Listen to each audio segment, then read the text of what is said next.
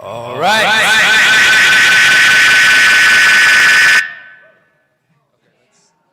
Let's pray that never happens again. Wow. We good? We're good. Okay. All right. That was a way to come back. Are you guys awake? Hope you enjoyed your lunches. First announcement before we get started. Who lost his phone? We will have it at our desk over there. If you know anybody looking for a phone, it's a pretty unique cover. Butterflies going on here. We'll have that until somebody comes by and can show us it's theirs. Also, I want to mention, for those who are not aware, we have workshops happening every day in addition to this main content. For those at home, unfortunately, you can't tune into the workshops, but for those of you in person, every morning during lunch and then every evening after the main event, there are workshops happening in the green space and at another location about a 10-minute walk from here. You can check that all out at the website, thegreaterreset.org/workshops. And I also want to mention that we have excursions. Our lovely friend Adriana Flores is out there, and she is the one organizing the hikes, the trips to the pyramids, the ayahuasca ceremony, and sightseeing here in Morelia. So if you're interested in any of that, you can see her at the table right out front. I also want to mention, for those who are on Telegram, we have a very active Telegram channel if you follow the Greater Reset Activation, but also there is a TGR5, there's a carpooling/housing/community channel if you want to keep up with what's going on. There's a lot of concerts and things that are being organized by the community because we like to keep it decentralized. We bring you guys here to Mexico to experience what we've put together, but really the magic is what you guys all contribute, you know, what you bring to the table. So we hope you will bring something to the table in one way or the other. And I also want to thank one of our sponsors before we hear from the lovely Miriam Gomez. Weston A. Price Foundation, they are one of our sponsors. You can find out more about them on our website at thegreaterreset.org sponsors. But for those, anybody familiar with Weston A. Price Foundation, heard about them over the years? They do some pretty good work. They've got a lot of great research. And I encourage you to check out their website to see more what they're about. And we're going to try to get some material out there so you can learn more. All right, well, I have the honor of introducing the woman who has been my life partner for the last 7 years and who I continue to learn from every day.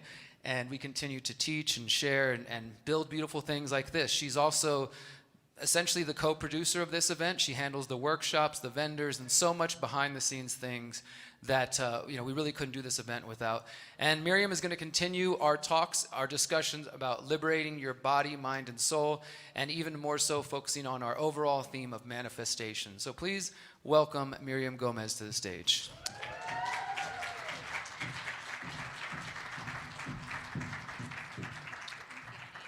Thank you, everyone. Thank you guys for joining us once again. I mean, this is really special for Derek and I, and we put all of our energy into this year in and year out, and we see it growing. We see the impact that it makes, and I don't think we'll stop. This is going to continue to evolve and to take different forms, and we're going to all continue to evolve and grow together. So I'm really thankful for that. I'm really thankful that you guys are here. It means a lot. So, I am talking about manifestation, our theme for the day, the process of liberation. So I want to honor the theme of this year, manifestation, with a conversation and perspective on what manifestation can mean in our lives. I'm not talking about the new age or law of attraction type of manifestation, but about really reaching our goals, about bringing to life what we hold so dearly in our hearts and in our minds, about everything that we're talking about throughout the rest of the conference, and living off grid and all the good stuff. To me, manifestation is about recognizing who we are, our potential, the tools we have at our disposal, and choosing to put in the work to experience the lives we came here to experience in this beautiful, special bleep in the timeline of humanity. Today's theme of the People's Reset is Liberate Your Mind, Body, and Soul. To me, it's no coincidence that this is the first theme in the lineup of the People's Reset. True liberation for me is spiritual liberation. With spiritual liberation comes truth, awareness, peace, wholeness. Thus, manifestation for me is a process of becoming whole, coming home to our wholeness, being in our holiness. And although it is a journey we embark on that continues to dig deeper and deeper into the reality of who we are, it is one that stands at the forefront of the manifestation of the ones to follow. So cultivating food sovereignty and implementing the principles of permaculture in our lives. So that means connecting to the land, connecting to the life all around us, growing food. This can be very spiritual. It is one leading the way for us to choose the practice of agorism and to participate in parallel networks, and the one that guides us to step out of the prevalent, invasive, and destructive technologies as well. And the one that opens up the path for community, for us to find community, and for us to become invaluable members of those communities. All of this, which takes courage, it takes compassion, it takes passion, and it takes action. It takes us truly harnessing the inevitable anger that arises from all the frickin' dystopia into creating such beautiful, strong building blocks for the future generations to step onto, feeling empowered by all of the harmonized trauma that led us to fear, pain, and doubts, and all of the challenges that we faced into wisdom and into action that fuels them to continue protecting their freedom and the freedom of those that come after them, and so forth. The Greater Reset is about coming together to learn and to activate ourselves, to get our butts into action, to co-create the visions of a decentralized world that respects individual liberty, bodily autonomy, and choice. We are all creators in this world. In fact, we have a new t-shirt that says it. So you can find that t-shirt out there. So we're all creators in this world, and with that, we hold the power within ourselves to set into motion the realization of what the future looks like for us. We have many challenges along the way, and the challenges only seem to be growing. Y'all probably agree with me on that one. They say that the only constant is change, and that challenge builds character and self-reliance. So what were to happen if we accept the inevitable constant of change and we welcome these challenges, internal and external challenging times, with the love that is holding the tapestry of life? Some words from a good friend of mine, Trevor Hall, come to mind. You can't rush your healing. Darkness, it has its teachings. And love, it is never leaving. I invite you not to rush your healing. I recognize that there is a lot of spiritual bypassing, that the internal challenges sometimes are so much more difficult to face than the actual external challenges that we're dealing with. So I invite you again to not rush your healing. Those challenges that you are facing and perhaps have faced your entire life, the challenges in your relationships, in your career, in your finances, in your love life, when we try to rush these things, we tend to blind ourselves to the messages they hold for us, to step into an empowered new perspective, new strength, newfound wisdom. And when we rush our healing, we're no longer honoring the part of us that went through whatever it was that brought us to those feelings. And when we don't honor that within us, we can't hold space for that within those around us. And when we don't have the capacity to hold space for those around us, we are less likely to see things, people, even ourselves, for what we are, for who they are, for the reality of things. And instead, we live in an illusion that continues to perpetuate the cycles that we have been living in all along. We honor ourselves by feeling, by sitting with our turmoil, and letting it take its course. That is how we honor our past self and all of those times that this has affected us or caused us pain in our lives. And we also honor our future self in this way by allowing ourselves to come out of the other side of all of that in our wholeness, thus reaching the most harmonious future that we see for ourselves. Does that make sense to y'all? Does that make sense to y'all? Like, really think about it. All the pain and the challenges that we are facing in this very moment, like as an individual, it's probably something that you have dealt with. It's a cycle or a pattern that you have dealt with in your life before that has probably gotten in the way of you realizing a more harmonious relationship with your loved one, with your partner, or previous partners, with your family members, or in your finances, and showing up in the different ways that you really wish to see yourself show up. And this year, I really felt into the moment that I see that challenge and that it rises up again. And as challenging and as tough as it is, if I really sit my ass down with it and face it and do what I know, like bring in all the different tools and all the different books that I've read and all the wisdom and all the podcasts that I've listened to and all that good stuff, if I really bring it into play and I sit with it, and for me, one of the things is like, I try to run away from challenging moments. So if I really sit with it and like listen and be there with it, I recognize that there is a message there for me to learn. And if I don't take this moment right here, right now, then all of that suffering that I have already gone through was for nothing. It's just going to continue to happen.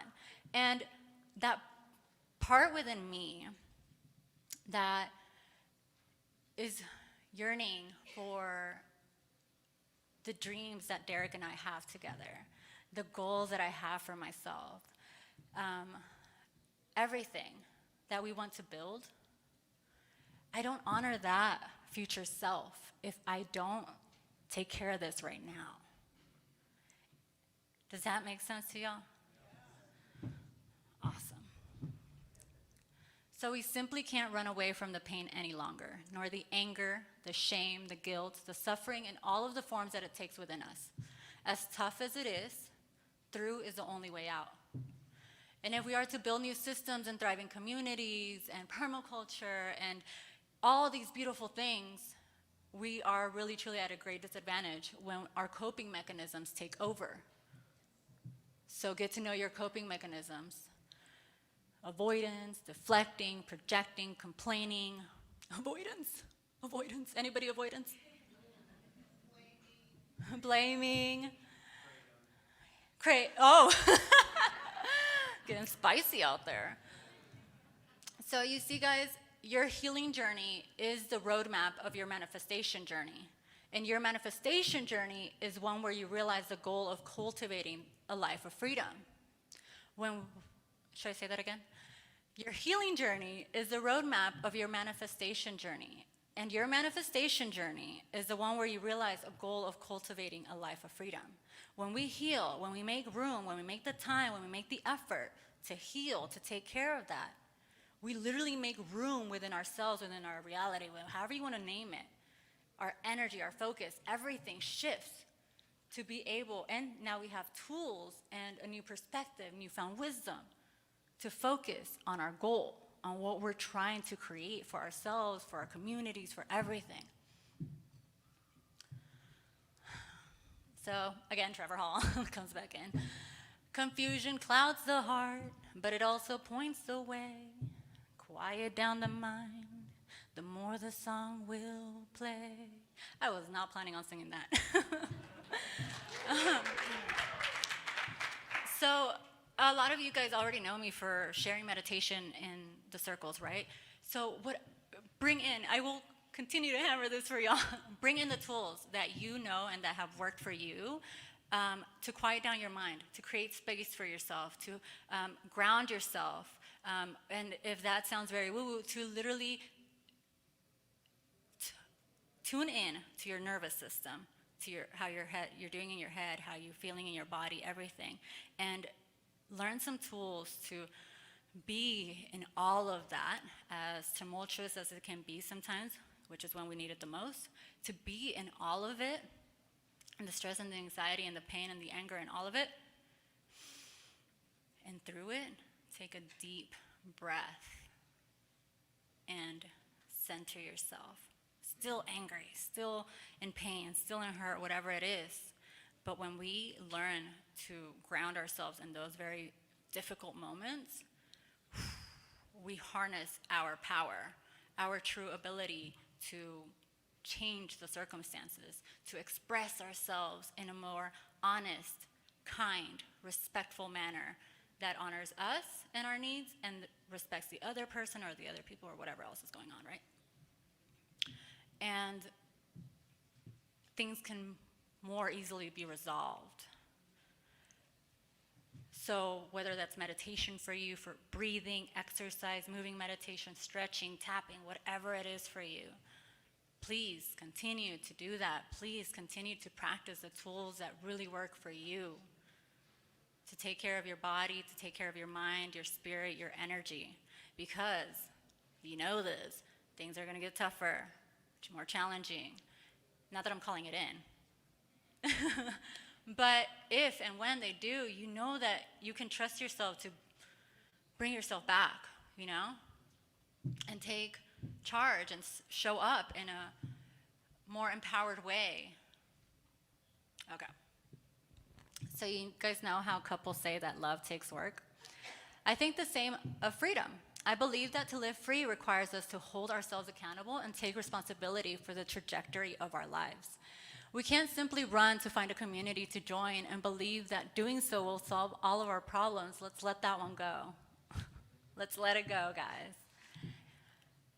And we can't marinate in our trauma longer than we need to gain that understanding and to give ourselves the love and attention we need to restore that part of ourselves in whatever way it looks like and still take steps forward in all of it. Not fully healed and all, because again, this journey is never ending. We must make moves towards our goals, our challenges, limiting beliefs and all. We gotta move forward. So again, I remind you guys, don't marinate in your trauma.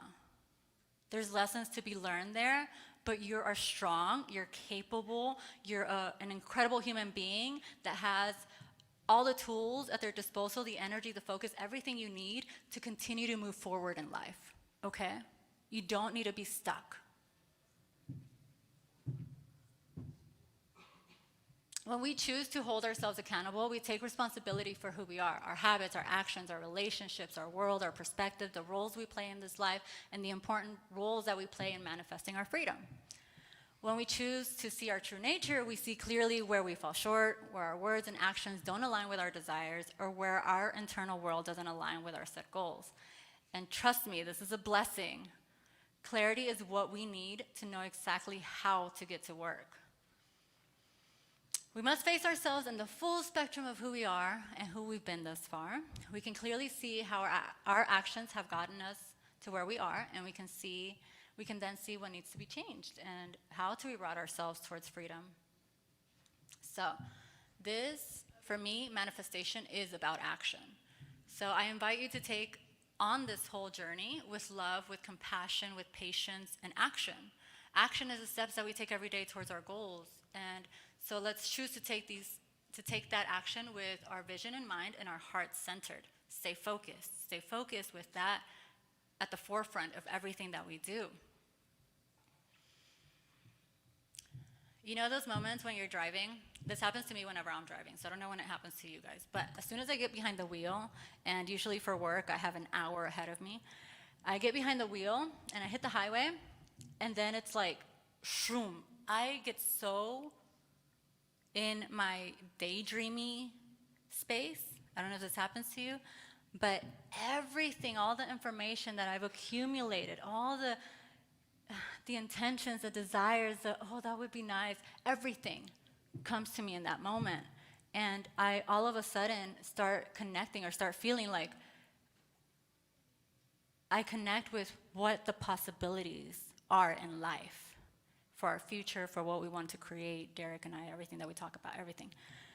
And in those moments, I realized, like, this is incredibly beautiful. Is that possible? Like, why am I getting these thoughts of something so beautiful? Is that, if it's possible, how do we make it happen?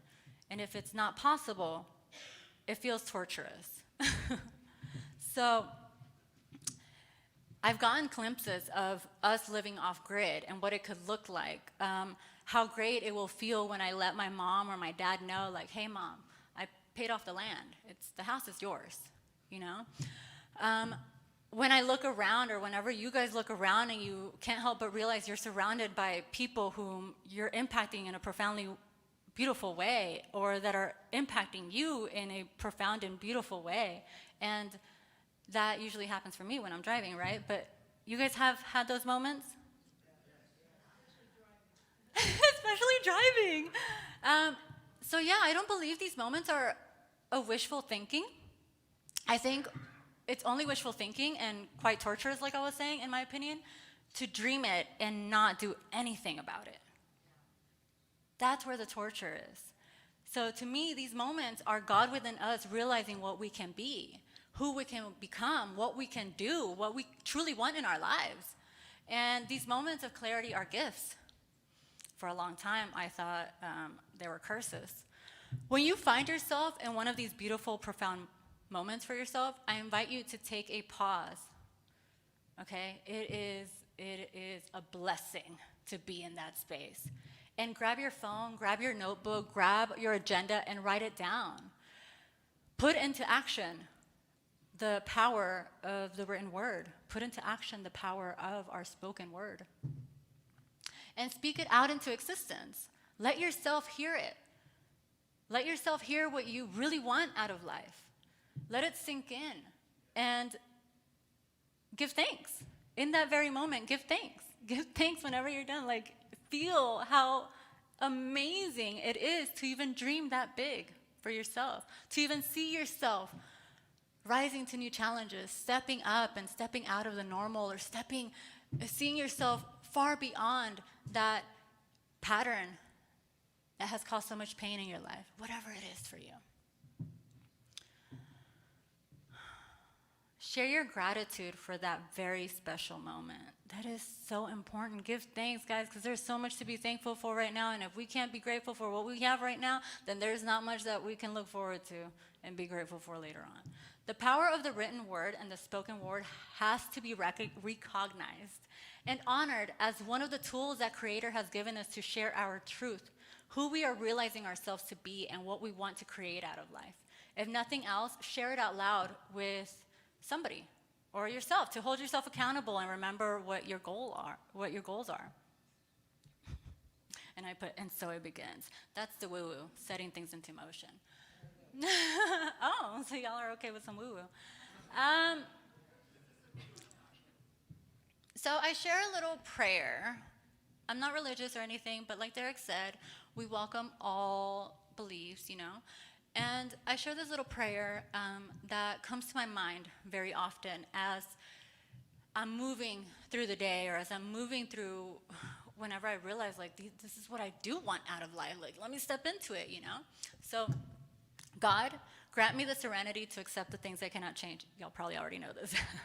Courage to change the things that I can, and wisdom to know the difference. Guide me forward with clarity, discernment, honesty, and love, and show me only a reflection of the truth. Oof! Oof! We are being shown a reflection of the truth in front of us. It's really up to us if we're going to open up our eyes and see what is in front of us. Does that make sense to y'all? In any given situation.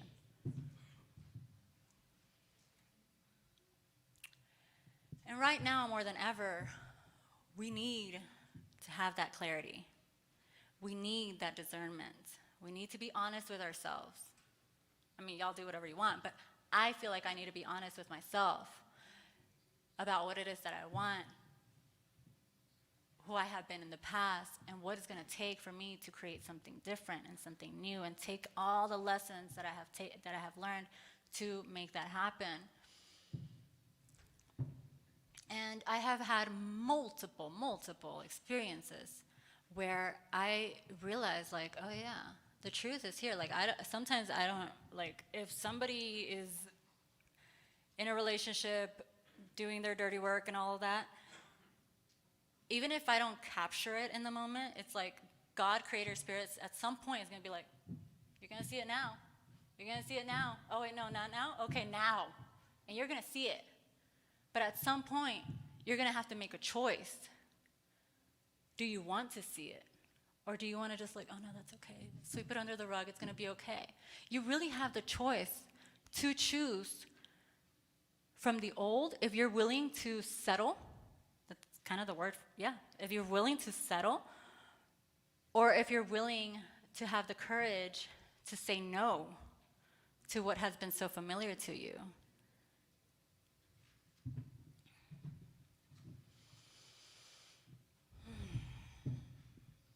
So trust yourself. And honestly, trust for me has taken a lot of work, trusting myself, learning to trust myself.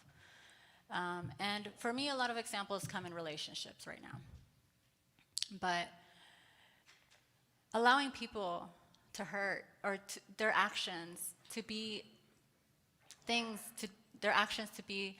actions that were actually hurting my well-being and were hurting me. And for me to look back and I'm like, wait a minute, I kind of let that happen. I stayed in this over and over and over and over again. That is low self-esteem. That's low self-worth. That's low self-love. And we have the chance, the choice to say no to that. But why aren't we not saying no to that? It's difficult. We're in the familiar. And to build trust with ourselves, I realize that I go through a lot of tests, and I have to pass those tests. I have to say no and go through that little dark period, that dark moment, to really find that there's something so much more beautiful and powerful and more enriching on the other side of that. And that's what I feel like it is for us manifesting the land, the community, the people, the everything.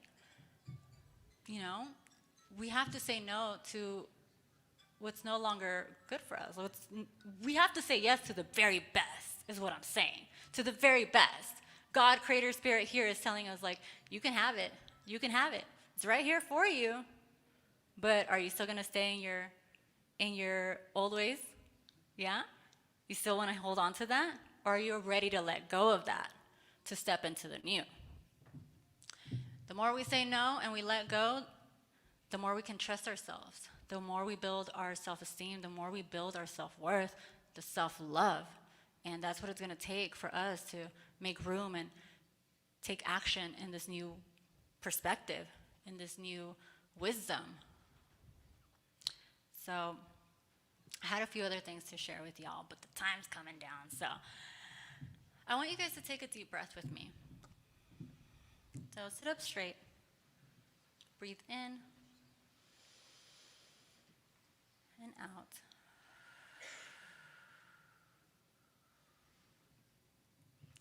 Quiet down the mind. Now you can hear the truth. Now we can feel the truth. Now we can express truth. And now we can move in truth. Now I realize my power. Now I realize my potential. There is nothing else but this very moment. The present moment is where we are grounded, heart-centered, clear-headed. Now is where we do all of the work of manifesting a life of freedom. It is where we do the healing to break free from the shackles that are binding us to the old ways and maybe still getting in the way of our manifestation. We make room for the dreams and desires, and in that space we take action. Now is where we choose what we want, say no to what we don't want, and stay the course. Trust in the divine orchestrator and make it happen. So make it happen, guys. We don't have much time. No, just kidding. We have time. We have the time, we have the focus, we have the energy, we have everything we need. Make it happen. Take the action. Write down your goals. Make it happen. So, I have a special invitation for y'all. I'm going to invite my sister up on stage. My sister and I have a very special invitation for you guys. So, a lot of y'all know that we're twins. And we have had the blessing to have each other in our journey through this life. And it has been the most beautiful experience to have a sister to witness and to grow with and to bounce, you can grab that, to bounce ideas off of and to reflect with and to heal with and all these different things, you know, and to set intentions with and all that stuff. I've witnessed this woman in the last year especially, but throughout life, step into her power and enrich her life in so many ways that she had this idea of doing a woman's tour. And I was like, yes, I'm not even gonna think about it. Yes, let's do it. Let's do it. We have felt called in other situations to bring women together, and it has been the most beautiful experiences. Wouldn't you say? Oh, yeah.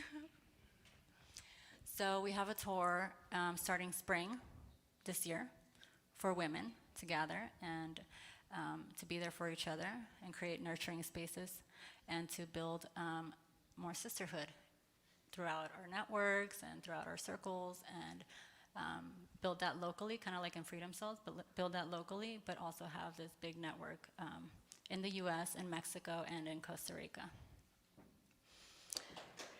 Oh.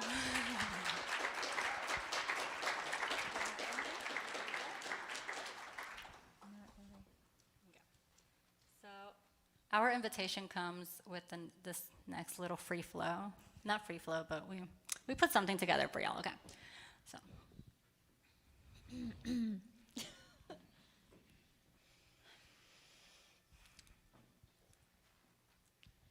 You're free to express yourself, no need to explain yourself. Take every step with self-love and respect. Don't dampen your truth, nor shadow your depth. True hearts light up just to watch you bloom. The finest empress when you walk in the room. You walk in the room and all eyes on you. Beauty, brains, and everything true. Your heart on your sleeve and you wear it so well. poison strong, 'cause you walk through your hell. No doubt on your mind, you're the best of your kind. As time goes by, getting finer like wine. Hey. Girl, you ain't got nobody to impress. You're perfectly divine, don't you worry or stress. The love that you are is all that you need. The gifts you express are a blessing indeed. Your flame is the kind that lights us all up. Rejoice in your joy, passions in your heart. Look out for the test, know you're worth all the best. An expression of soars, don't you settle for less. Don't you settle for less, 'cause you're worth all the best. It's not a competition, girl, just listen. Drop the judgment, drop the fear, drop the conditions. Be the reflection to the youth, we all soul sisters. Shining brighter with one another, heal our existence. Connecting deep into our wombs, here lies our truth. We've come to free our mind, shed illusions, back to our roots. Never alone, fully supported in this mission. Ancestors guide the way, clearing our inner vision. Together, we are weaving the tapestry of the new life and the new story to be told. So we have our website, mysisrising.com. Join us and make it happen with us. Thank you.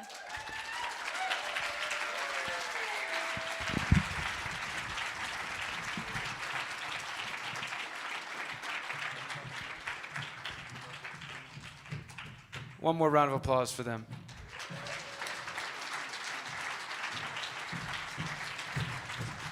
All right, so last break I reported somebody lost this phone. Anybody want to claim this? And now somebody lost their credit card. This one has a name on it though, so that should make it a little easier. Let's see what I got. I went and bought lunch first, but nothing big. Actually, there is no name on it, but does this look familiar to anybody?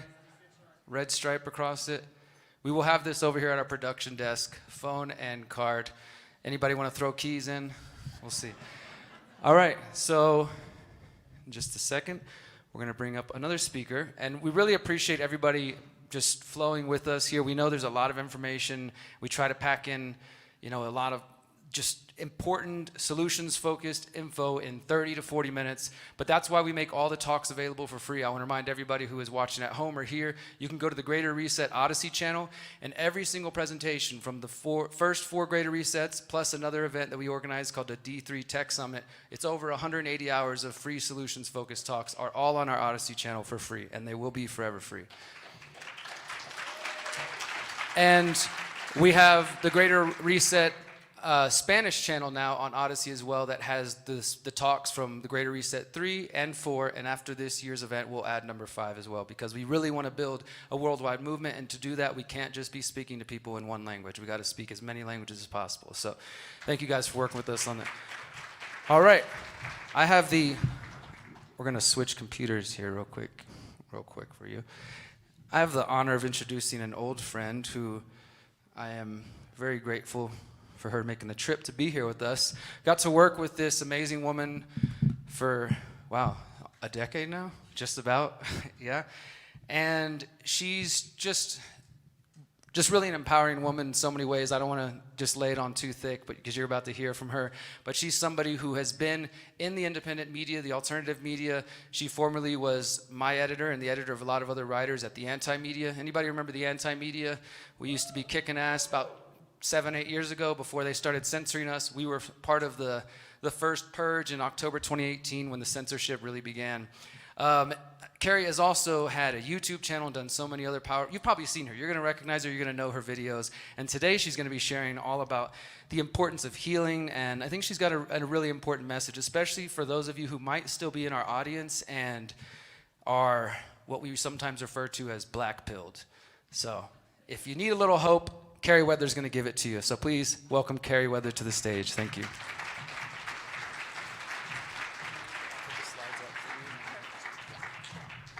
Hi, thank you for having me. Thanks to Derek for putting on a great event. I have a couple disclaimers before I start. So I have not given a speech in like 5 years, and I've always been anxious about giving speeches, so my heart's beating. Thank you. I'm off to a great start. I remember I was trying to do my yogic breathing at Acapulco one year, and I didn't realize the mic was right in my face, so every exhale I was just like blasting the room. So I'm not going to do that right now, but I just want to say everything I'm about to talk about, I'm not assuming it necessarily applies to you as an individual. So if I'm saying something that you're like, that she doesn't know what like, maybe I don't. I don't know you. I don't know if this is going to resonate. I don't know if it applies to you. This has been something that's come up a lot in my own personal practice after all these years of the work I've been doing. It's something that's become really essential to me, and it's very much still a practice for me. So I don't think I'm an expert. I just think it's really important that as human beings and as people who really want to change the world in a very monumental way, I think this is going to be key. So I want to start, is my PowerPoint up by any chance? Do I see, am I missing it? Yeah, wait, there we go, cool. So, and I can control it from here, right? Yes? Do I? Arrows, cool, okay. Bad vibes only. I want to do a little exercise real quickly. So if everyone will join me, well, I'm not going to close my eyes, but you guys can close your eyes. And just start by taking a deep inhale through your nose, feeling the air brush across the back of your throat and into your lungs, into your belly. Then exhale it out. And still with your eyes closed, I invite you to think of a news story, maybe in the last few years, just at any point in your life that really upset you. Like it really hit you hard. You saw it and it affected you. And just think about the details of that story and why it upset you so much. We don't have to go crazy with it. We don't have to remember everything. Just remember it. And as these details come up, just pause and notice how you feel. Maybe it's anxious, maybe it's angry, maybe it's depressed, maybe it's numb. It could be anything. There's no right answer. There's no right way to do this. But just notice what you feel and take a moment and feel where you feel it in your body. It's usually the chest for me, sometimes my stomach, sometimes my throat. It could be anywhere. It could be your big toe. It doesn't matter. Just a matter of getting present with what you feel. And notice what it feels like. For me, it's usually my heart is gripped, and my chest is tight. It feels like sometimes a boulder is crushing it, and it's tearing my ribs apart when it's a really bad story, you know. And we're just going to pause there. Just going to leave it at that for now. So the title of my talk is Stop Paying Attention. A disclaimer about that is I titled it before I actually wrote the whole thing. I knew where I wanted to go. It actually turned into a bit more, but it sounds a little ridiculous, right? Like we're all here, we care about the truth, we're aware of what's going on in the world. So it seems counterintuitive, especially for me, which I'm gonna get to say that you should just stop paying attention. Why would you? So I started off as a very enthusiastic Barack Obama supporter. This is like a lifetime ago, but I loved him. I thought he was the second coming of Abraham Lincoln and John F. Kennedy put together. This is a very long time ago. And what changed my mind was the news. I started paying attention. I started looking at his policies and his broken promises, and that really radicalized me. That's me blowtorching my Obama shirt that I'm wearing in the first picture. And it really happened, and I have the news to thank for it. And it becomes kind of extra ridiculous for me to say you shouldn't pay attention to the news because, as Derek mentioned, I used to effectively run the anti-media. I was directly reporting on the news. I was engaged in it every single day. I have a screenshot of one of Derek's articles up there. And it was one of the best times in my life. It was difficult and it was stressful, but it was my dream job. I got to talk about things that mattered to me and raise awareness about them and be directly engaged. And as Derek also mentioned, we were banned in 2018. So I am no longer a journalist. I still make my YouTube videos, but I don't do that. I'm not engaged in the news every single day. But again, why would I be saying you shouldn't pay attention? I want to clarify, it's really important to be informed. There's a reason the establishment and the ruling class and the media and politicians are so concerned about controlling information. They know that it's empowerment. They know that it serves as a vehicle for breaking away. So again, why would I say you shouldn't pay attention? I want to bring attention, actually, to the terms that are often used when you talk about following the news. So there's following the news. You're paying attention to the news. You're consuming the news. And on their own, these are not terrible phrases. They're not inherently bad. But for me, when you put them in the context of the news, it starts to feel a little draining. It starts to feel like something is being taken from you, or you're bringing in something so toxic. And I want to come back to people who are not yet broken away from the system. Not come back to them, but bring them up. Here we have a Trump supporter on the left, and we have a Trump hater on the right. The definition of consume, according to Cambridge, is to use fuel, energy, time, or a product, especially in large amounts. For me, That does not sound great when I'm looking at all the evil in the world. And both of these factions would swear to you, above all else, that they know what's going on. They pay attention. They have the facts. They know. But that has not helped them, really. I mean, I don't think they have the answers. I don't think they have the facts, but they are consumed. There's a very strong sense of like, they're not quite regulated emotionally. There's some dysregulation going on there, right? Like, they're having a hard time, probably. And I put one in the middle because this is actually just recently, because again, I really think current events are important. And I had tweeted something about Trump's involvement in Yemen, because all the Trump supporters were going off about, oh, he was a peace president and Biden would do this, but Trump never would. So I just tweeted something like very verifiable information, and that was the reply I got, which was, Trump did no such thing, lying piece of shit. So instead of just looking it up, like very easily, this person did not have the ability to pause. He just had to react to me. He was so angry that I insulted his Messiah. He had to insult me, and it's embarrassing for him. I mean, it's, you know, I don't like receiving comments like that, but I can understand, like, okay, well, he doesn't know. And what happens when people who are still very tied into the system get that hyper fixation on the news and what's going on in the world? They tend to have big emotions about it. And usually their solution is to demand that the government do something about it. They don't like how they feel, so the government needs to make them feel better. I don't want to feel afraid. I don't want to feel angry. So the government needs to fix it. You can look at COVID policies. You can look at the war on terror. There's a very clear emotional element here of reactivity and of a discomfort with feeling your feelings. And so the solution is somebody needs to take that away from me. And maybe we don't do that. I think most of us here are not asking the government to solve our problems. I think, you know, I don't know everybody here, but it's probably like less likely than at a Biden convention or something, or rally if anyone goes.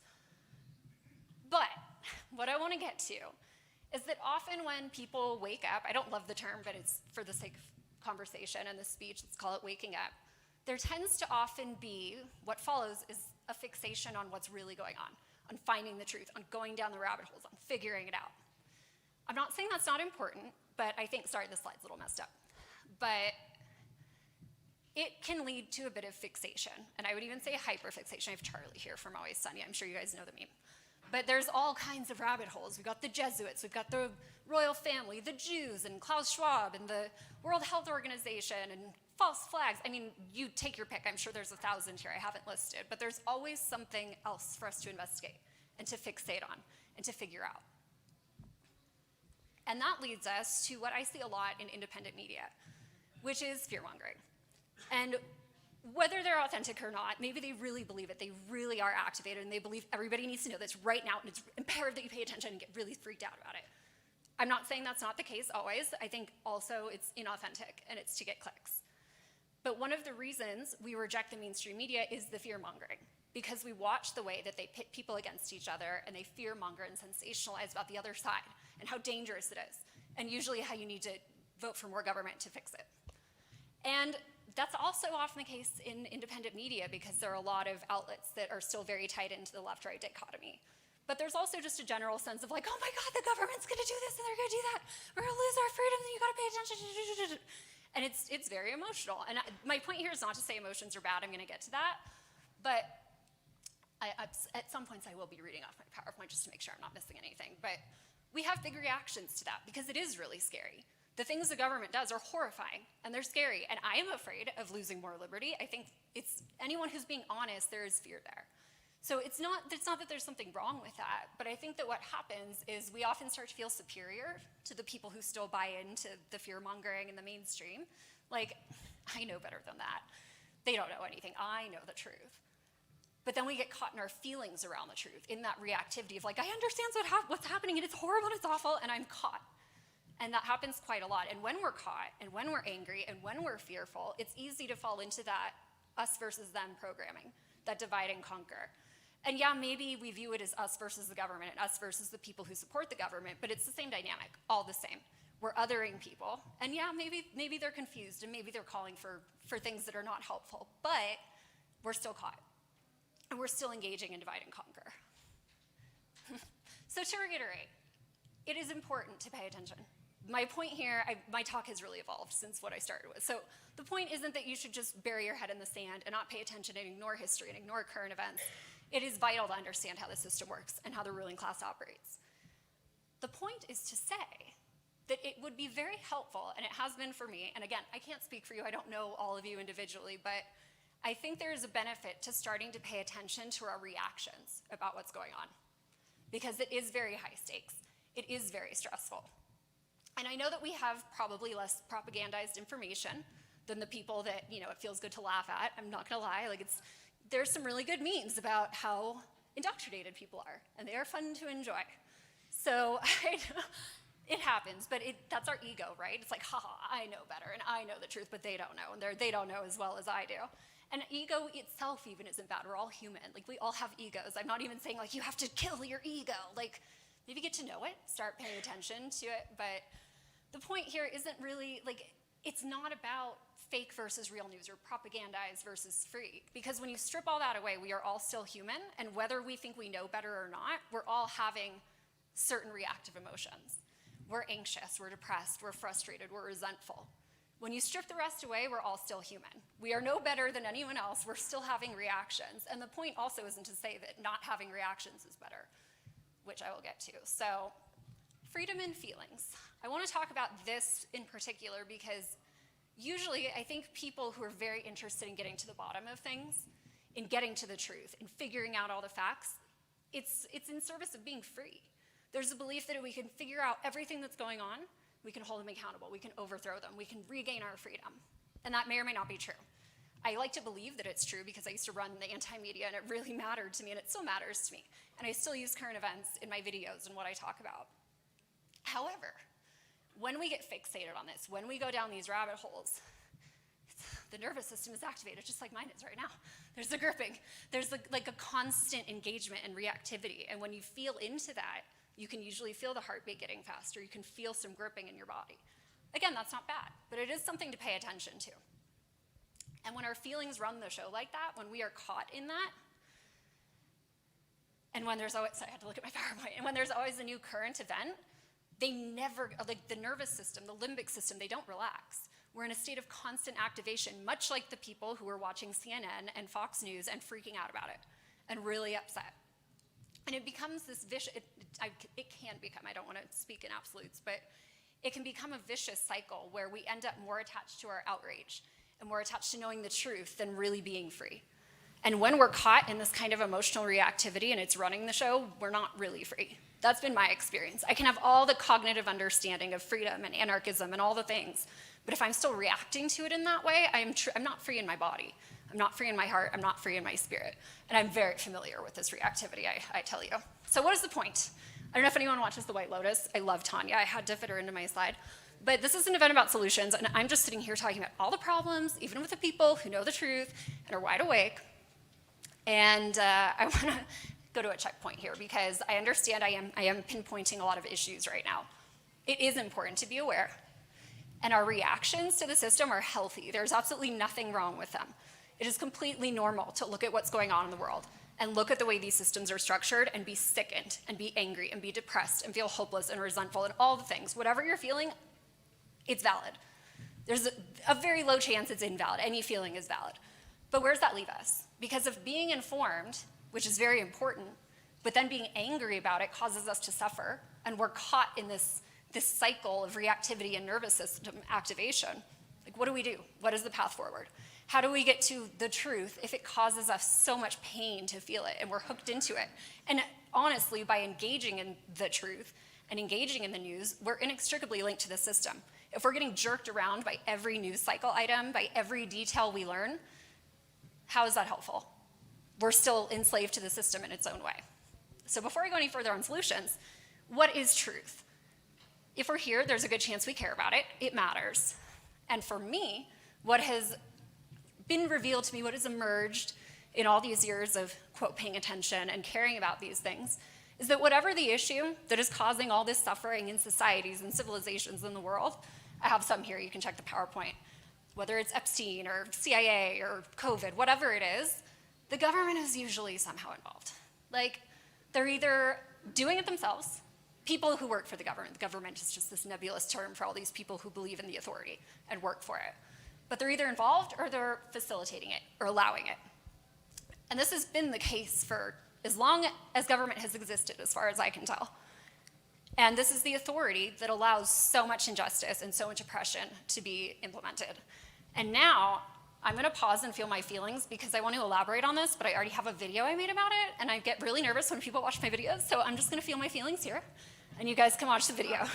It's from my most recent video, so have at it when it's ready to go.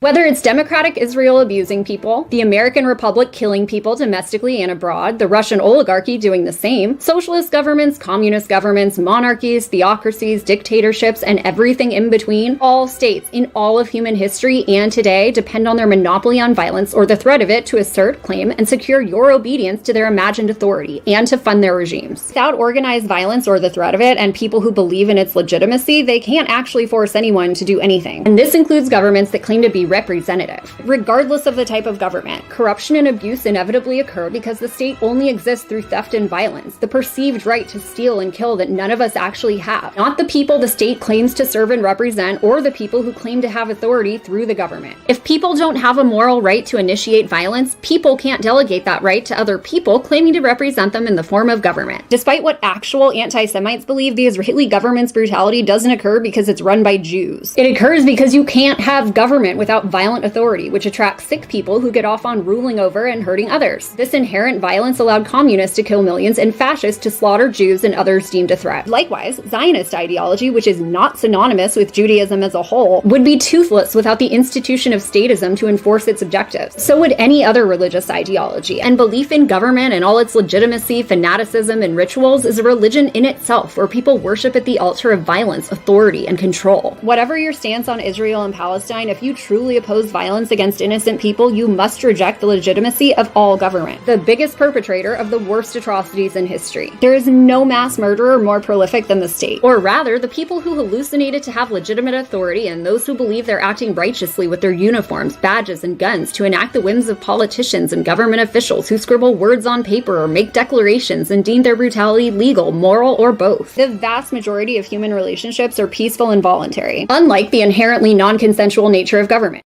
Okay.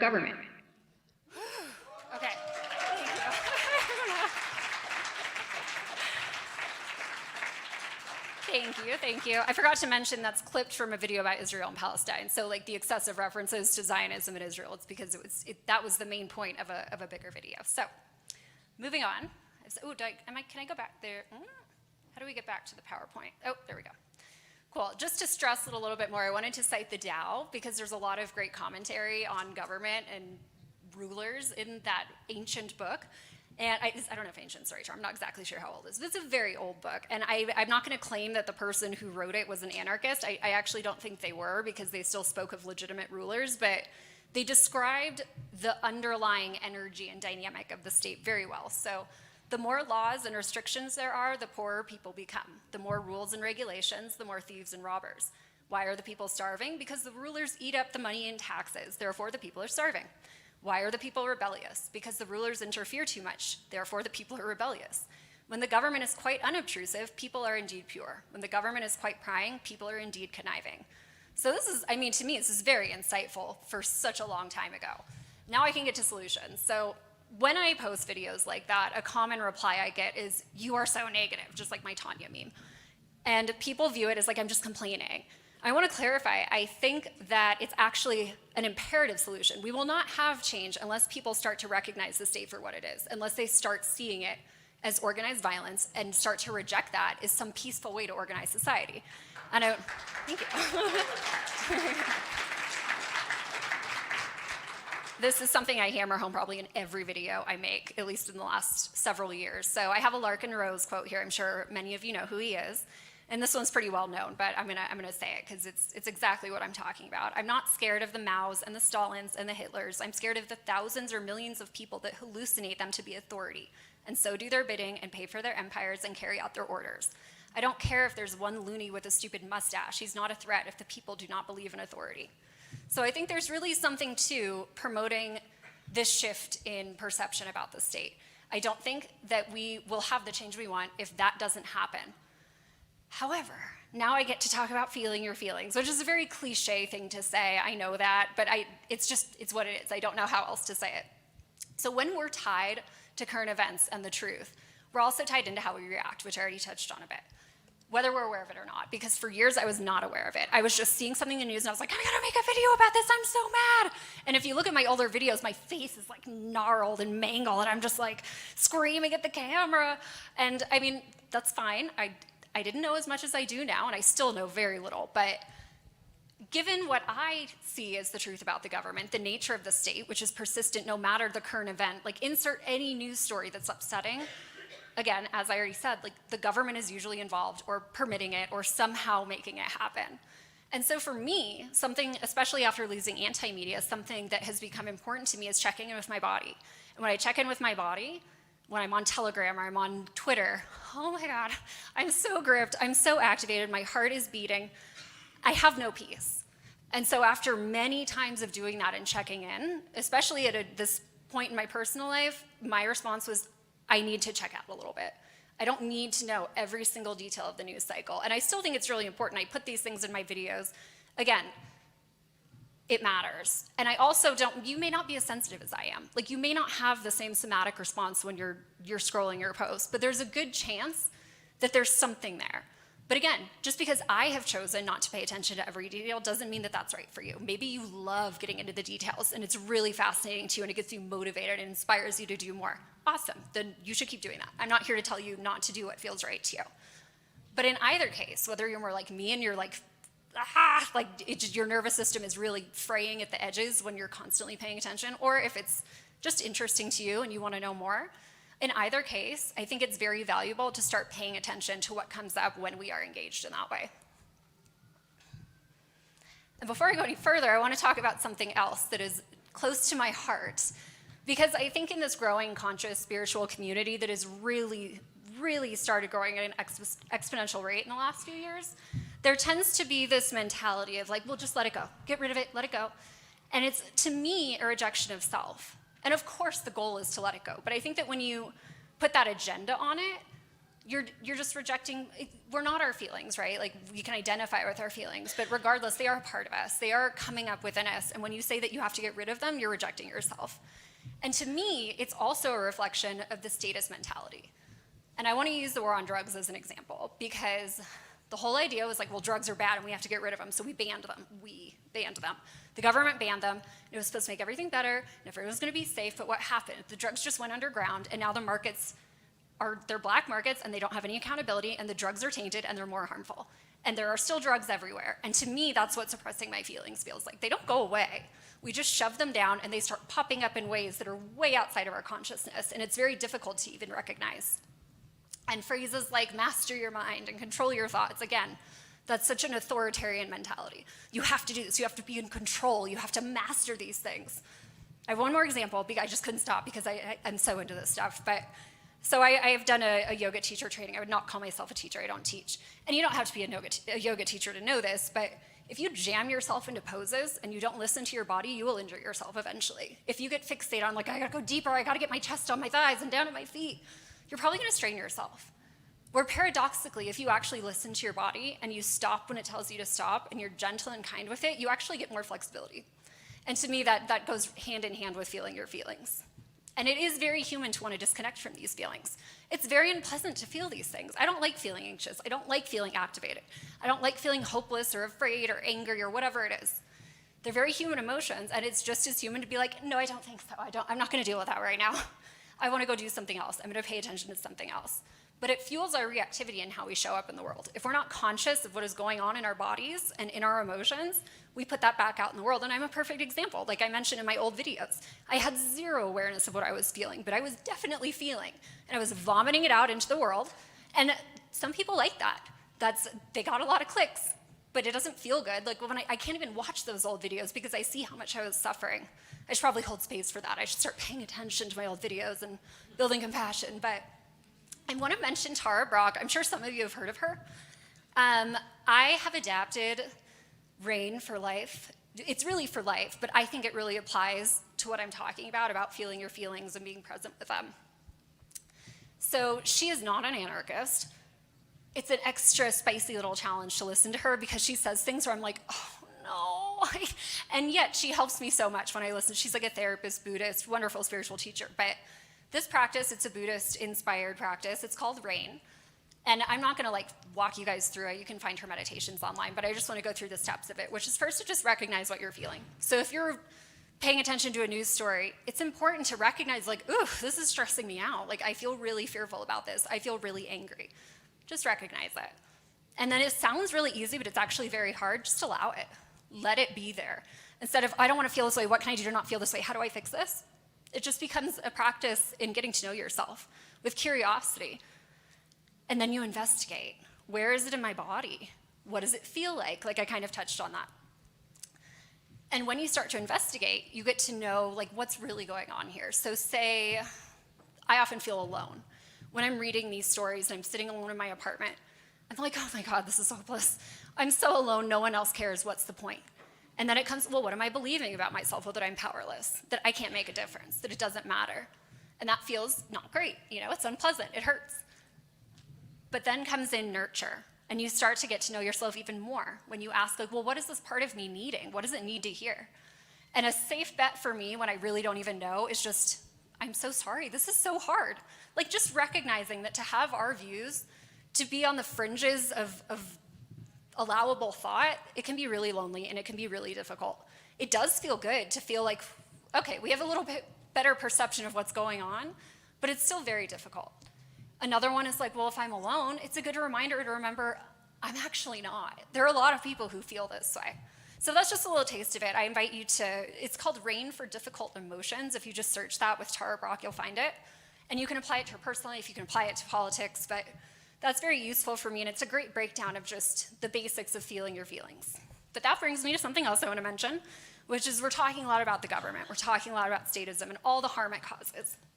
And I don't want to discount that, because people working for the government ruin people's lives. Either destroy them, rob them, kill their family. I'm angry. Kill their families, like kill them. Like there's a lot of suffering that originates with government, but it's also not the only or the primary cause. And I have a great example. I think it's a great example of this. And I want to apologize because I can't remember the person who did the podcast. It's either Jack Kornfield or John Kabat-Zinn. But I listened to a podcast, and he had worked with veterans. I think it was veterans of the Middle Eastern wars, and they were traumatized from combat. But what he learned from working with them and really getting to know them was that they were traumatized long before they joined the military. It seemed like they tended to grow up in families where they felt powerless. They had no agency. And it turned out that joining the military for them was an attempt to ameliorate those feelings, to take control of their lives, to have power, to not feel weak. And they ended up more traumatized. But this is also the case, I think, for a lot of activists. A lot of us grow up in homes where we don't feel heard, or we feel powerless, or there's a sense of injustice. And as adults, we feel very called to speak out about it. And it's a way of like taking care of that inner child who didn't feel heard and who felt they had no power. But the reason I brought this up is that it's not just the state. And as someone who doesn't even believe in the authority of government, to me it seems a little silly to focus all my attention on my feelings about the government. Like there's so much more to the world and being a human being and experiencing this life that it really matters to me to take a more holistic approach. I should have had more water before I started speaking. I'm sorry for my cracking voice. And it can be really simple. Like it doesn't have to be like, oh, I have to sit down and do rain every day and I have to really feel my feelings and get them out there and be conscious. Like that's not the vibe. Like it can be something as simple as just start noticing when you disconnect. It could be going on your phone. It could be binge eating. It could be binge watching shows. Oh, thank you. I'm like cracking over here. Wonderful, thank you. And all you have to do is just notice it. Feel what's going on in your body. What do I feel like? And usually there's something there. There's some activity somewhere in your body, somewhere in your emotional body. And being able to disengage takes us out of our attention to that. So all you have to do is notice, take a breath, feel what prompted you to want to disconnect in the first place, and move on. And you might do this 1,000 times a day. It's really hard. I find myself doing it all the time and also not doing it, where I'm like, oh, I can't do that. I don't want to deal with this. Disconnect, disconnect, disconnect. But the more you practice it, the more it becomes second nature. And it may only happen, maybe you do it 3 times a day, when in fact you're checking out 1,000 times a day. But that's a start. And it really makes a difference. And you get to know yourself better.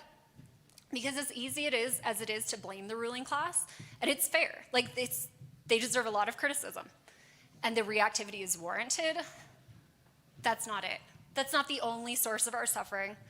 And I think if we deny that, I'm not saying anyone's denying this, but I think if we do deny it, we're never going to have the solutions we want because we're going to be caught in the reactivity of our personal experience and the political experience.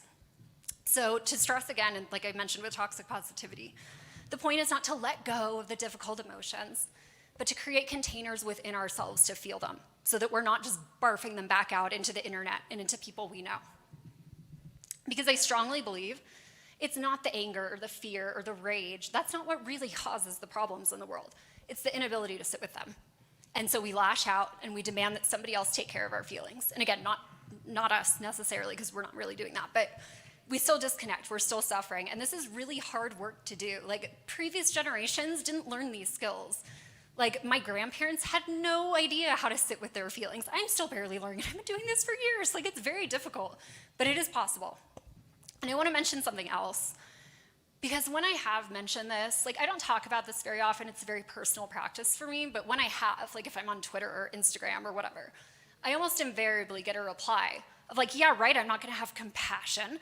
Yeah, right, I'm not gonna empathize with these evil people or the people who wanna control me or the idiots who fall for their narratives. That's submitting.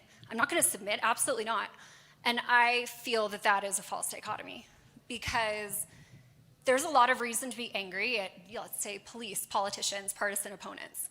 But chances are that if you empathize with them, if you look at their childhood experiences, like, I don't think Hillary Clinton had a good childhood, you know? Like, I don't think she grew up in like a loving, safe, supported home, probably not, you know, right? Like, and cops, like the abusive cops, of course some are sociopaths, but some are probably deeply traumatized.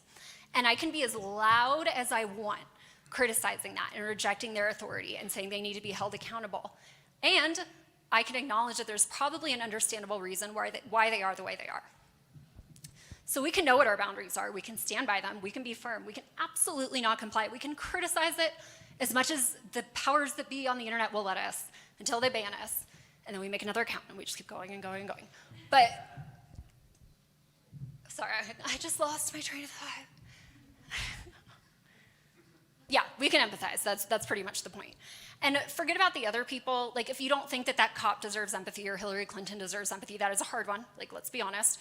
It's not about them. This is for you.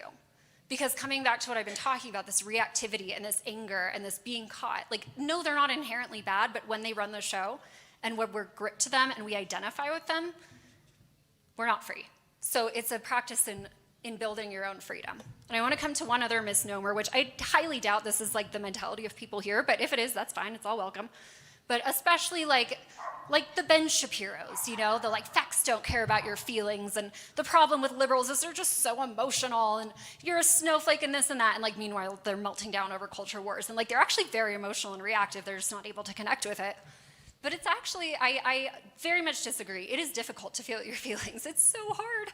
It's such a difficult practice. It's hard to be with the pain and the suffering, whether of the world or in our families or what we've experienced in our lives. But as we cultivate this ability to hold space, we build the compassion and the consciousness that's required to evolve toward a truly free existence. And it's gonna be over generations, right? Like, I don't think that if we all just like listen to Tara Brach, then tomorrow we'll have no government and we'll be free and everyone will be in peace and utopia, but it is essential. Whatever the source of our suffering, like I said, political or personal, the end result is the same when we take the time and we cultivate the ability to consciously feel our feelings, and that's more peace and more empathy and more love. And to me, this is the antithesis of statism, because the state thrives and relies on our anger and our rage and our fear and our reactivity and our disconnection from ourselves. That's perfect. And maybe we're not calling for more government, but we are putting out that energy when we're this angry. And again, like, it's valid to be angry. I don't want anyone to leave this talk thinking that I think that you need to not feel these feelings, or they're not valid, or they're bad and you need to get rid of them. They are valid. But when we don't have a container to feel them in, we put them back out into the world, and that's an energy that matches the people we disagree with, the people we think are causing the problem. And again, I don't want to demonize how they feel. I'm sure if you ask the average Trump supporter or Biden supporter about their life, you're going to find an emotional current there that reinforces their support for them. And of course, there's the indoctrination, there's the educational system that leads people to believe in these systems, but it's also very much driven by the emotions, the unfelt emotions. So rather, the point is to just start getting curious. I'm going to read this because it's a bit wordy.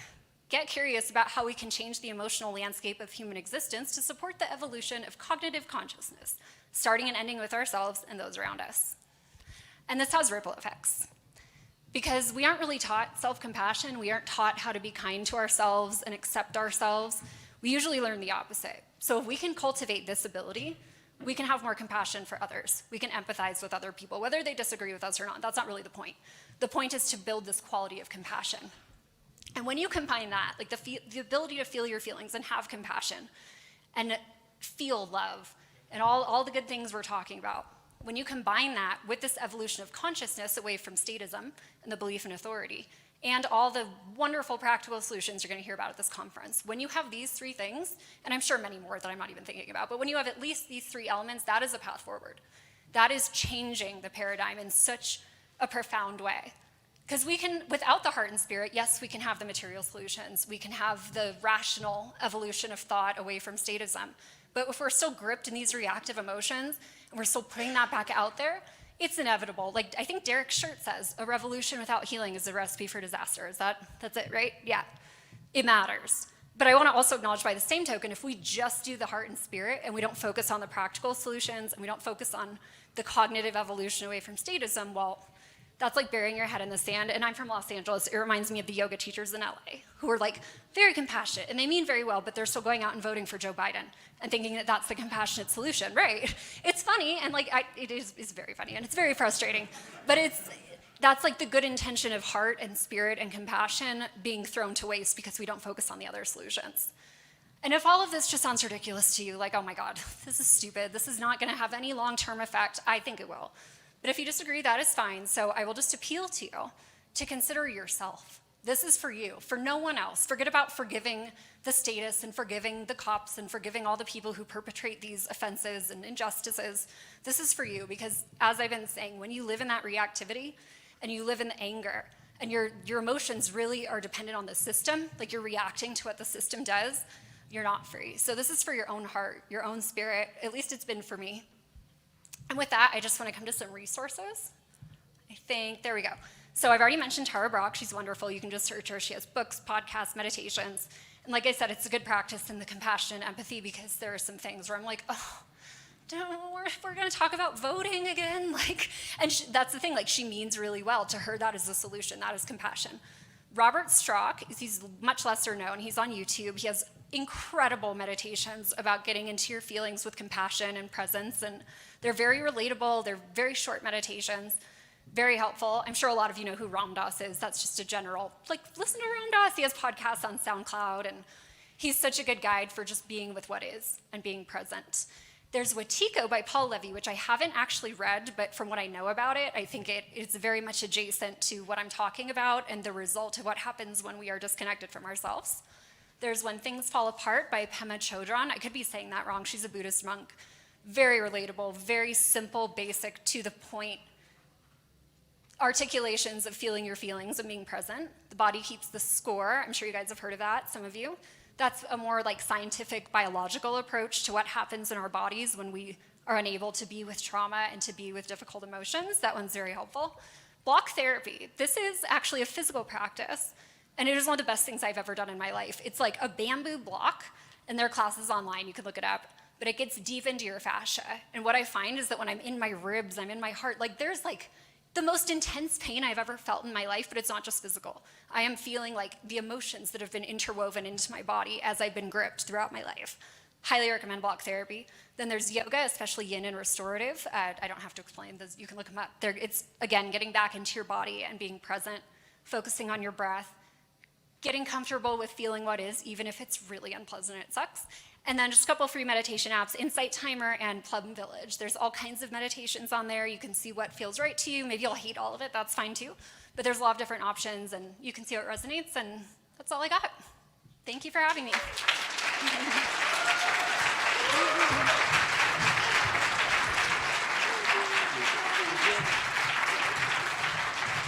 Logos is reimagining Web3 using 3 primary protocols to develop a privacy-focused, neutral, decentralized tech stack. Nomos is private modular blockchains for cyberstates. Codex is a durable, decentralized data storage protocol that preserves knowledge without the risk of censorship, and WAKU is a censorship-resistant protocol for private peer-to-peer communication.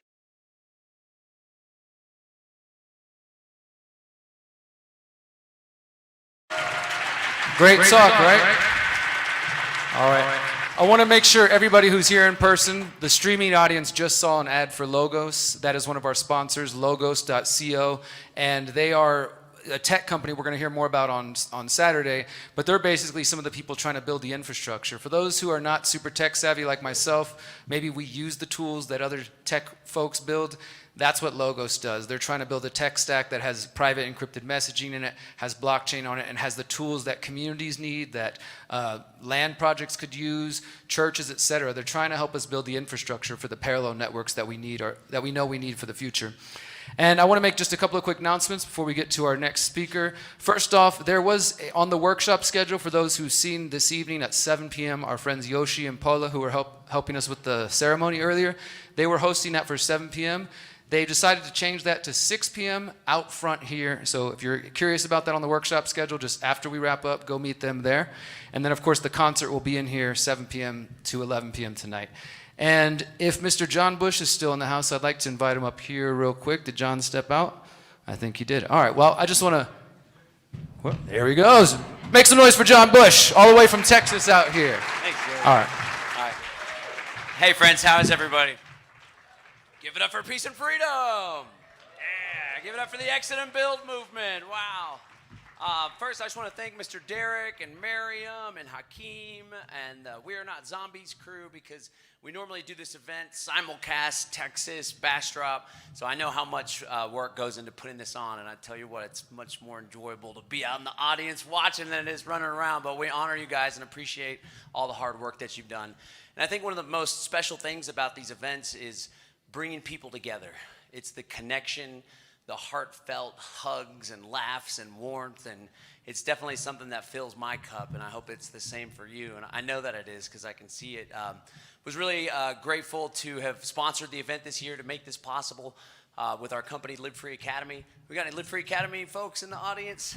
So, yeah, we do everything we can to help people create greater freedom, prosperity, and community. And really excited about what is happening within this broader movement that we're all a part of. I think really the sky is the limit. There's this great quote by Napoleon Hill that says, that which the mind can conceive and believe, it can achieve. So every time I come to an event like this, all the exciting stuff going on within our freedom movement, I just get more and more confident that we are going to create this ideal world. We're going to leave all of the pain and the stress and the anxiety in the past, and we're going to step into our true power, because the truth is none of us are living up to our full potential. But when we come together, when we share ideas, when we recognize what it is that we've built, it helps us get closer to that place. So I want to thank you guys for being a part of this movement. If you guys want to follow our work, you can sign up for our daily email newsletter at livefree.academy/email, livefree.academy/email. My lovely wife and I are doing a talk on Sunday, and I got a really big announcement for you guys, a really cool thing we're going to be doing to help grow the Freedom Cell Network, but you'll hear more about that on Sunday. So thanks so much, guys, and thanks to Derek and everybody. All right. John Bush, Live Free Academy. Check them out. All right, we're going to move on now to our second to last speaker of the evening. But are you guys, you still with me? You still awake? You enjoying the solutions? Make some noise. We're going to hear from Jason Christoph, and then our own Hakeem Anwar is going to close out the day, and then, of course, we'll have a concert later. So I've recently become aware of Jason Christoph. Some of you who maybe follow my work, I put out a podcast called The Activation Podcast, and Jason and I had a conversation recently, which I encourage you to check out. He is an expert of helping people who are kind of falling into the trap of self-sabotage. Anybody here ever experienced self-sabotage in their lives?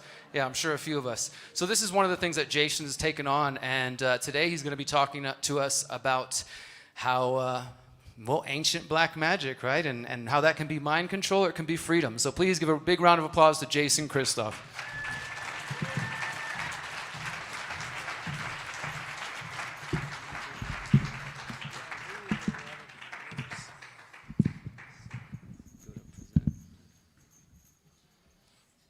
All right, guys, thank you so much for being with us. There you go. And we'll take care of the rest. Okay, can I just put this up on the front? Or Yeah, I'm going to get it right Thank you, Derek. Thank you, Miriam. Thank you, Morelia. Thank you, Mexico. And we were talking about pain. Now, I used to avoid my pain quite a bit, and it caused me a lot of problems. I used to do steroids and cocaine and drink alcohol and hang around people I shouldn't be hanging around with. And it didn't work out so good. So I developed the courage to face my pain.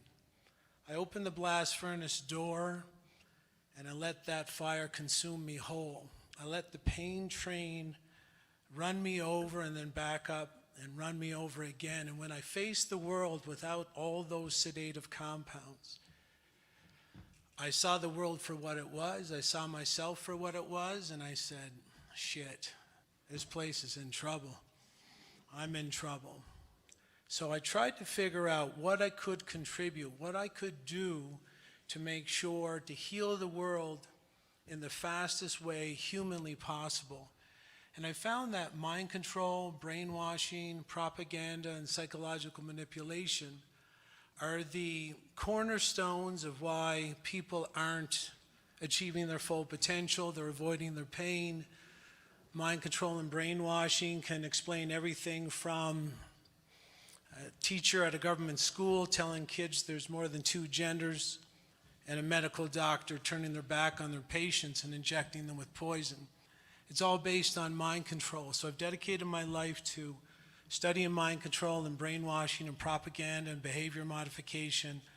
I lecture around the world on these topics. I just came back from the Romanian Parliament in Bucharest, where the Romanian parliamentarians invited us to speak on various topics regarding the COVID fraud, and this is the same group that also spoke in Brussels, Belgium in May. So today I'm going to give you a crash course on how mind control works, because I believe it's the most important topic you'll ever explore personally to find out exactly why you're doing what you're doing. And for us to fix the world, we have to become very familiar with all these mind control topics.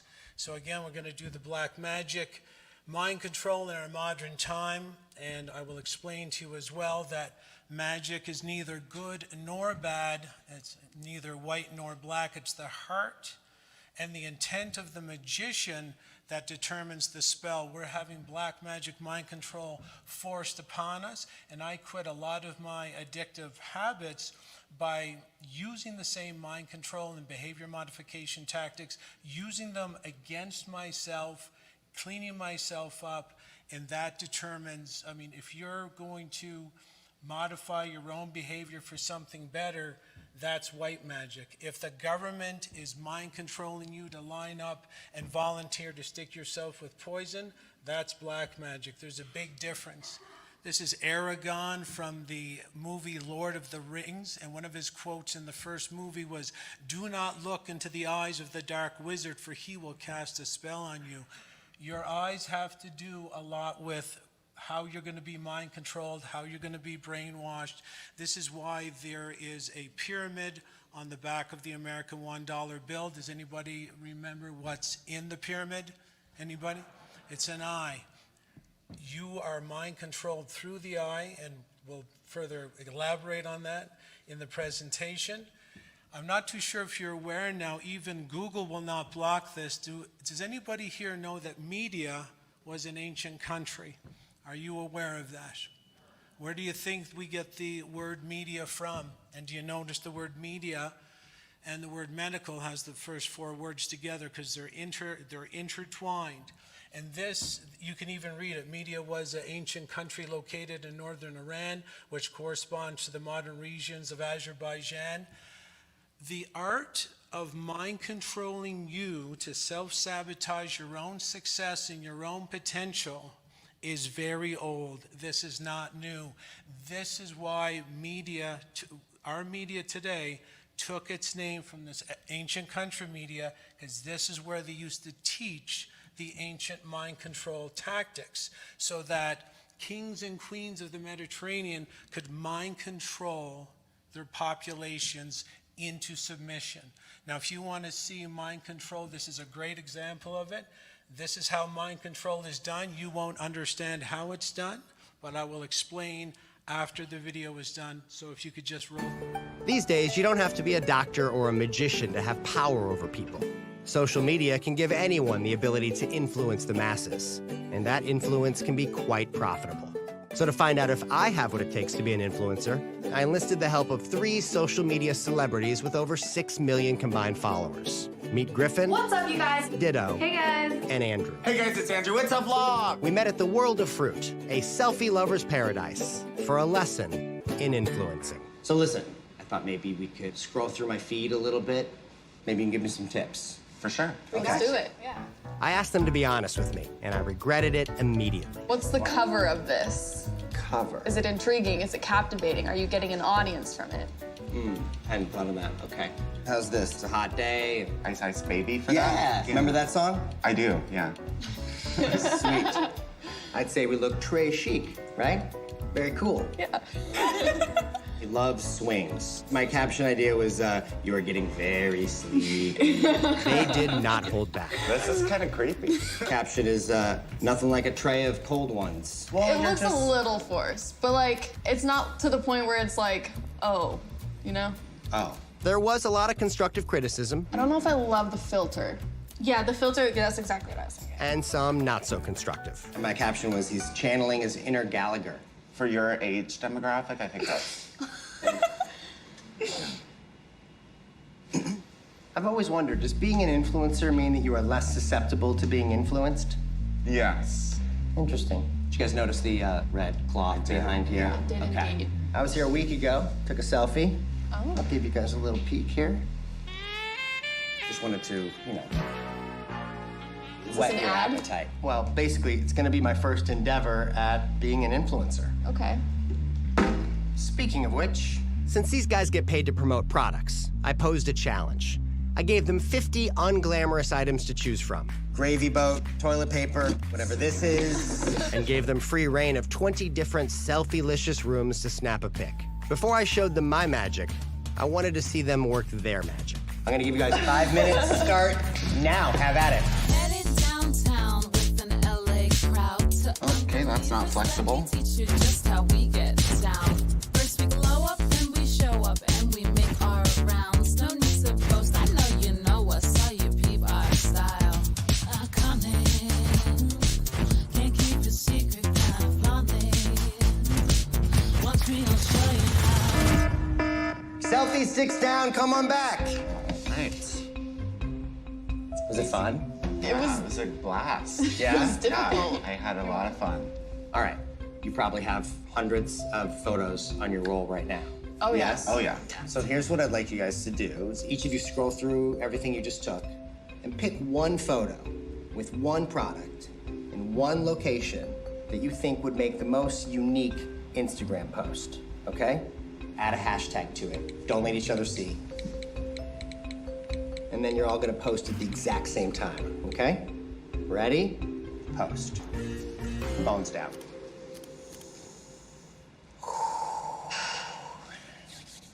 Is the suspense killing you guys? I want to see it. Before we get to that, I'm just curious. Raise your hand if you chose a pic with the stapler. Hemorrhoid donut. First aid tape. A sexy coat hanger. Raise your hand if you chose the ice cube tray.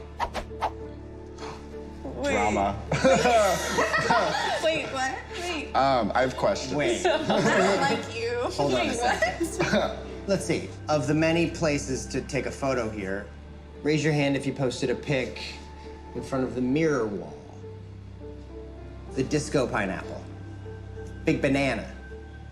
Raise your hand if you chose to take a picture on the watermelon swing. Come on. Yeah. Can I see the posts? Yes, you can. Show each other. I don't like this. Go. Wait, are you kidding me? Yeah, what? I'm sorry. I'm sorry. How does this... Wait, but that's... You know, that's so interesting. It is interesting. Yeah, Because you're I was telling here a me. week ago and I took a I bet, picture. yeah, you were. Oh, okay. I wasn't sure if it really was influencer worthy, but turns out it was. No. The ice cube tray on the watermelon swing in front of my face. The hashtag was Trey Cool. What were your hashtags? I don't even want to talk about it. Trey Cool. I'm shooketh. Well, I bet you have the same question they have. So my question is how? The answer's simple. I wasn't here to take a lesson in influencing. I was here to teach it. Do you think that you are less susceptible to being influenced? Yeah. He loves swings. You are getting very sleepy. I'd say we look trashy, right? Very cool. Is it intriguing? Is it captivating? Nothing like a tray of cold ones. Ice baby for that? Yeah. This is kind of creepy. My caption was, he's channeling his inner Gallagher.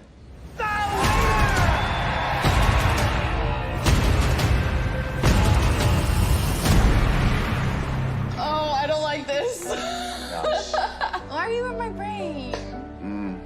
How does it feel to be influenced? Confusing. You can have confusing. Wow.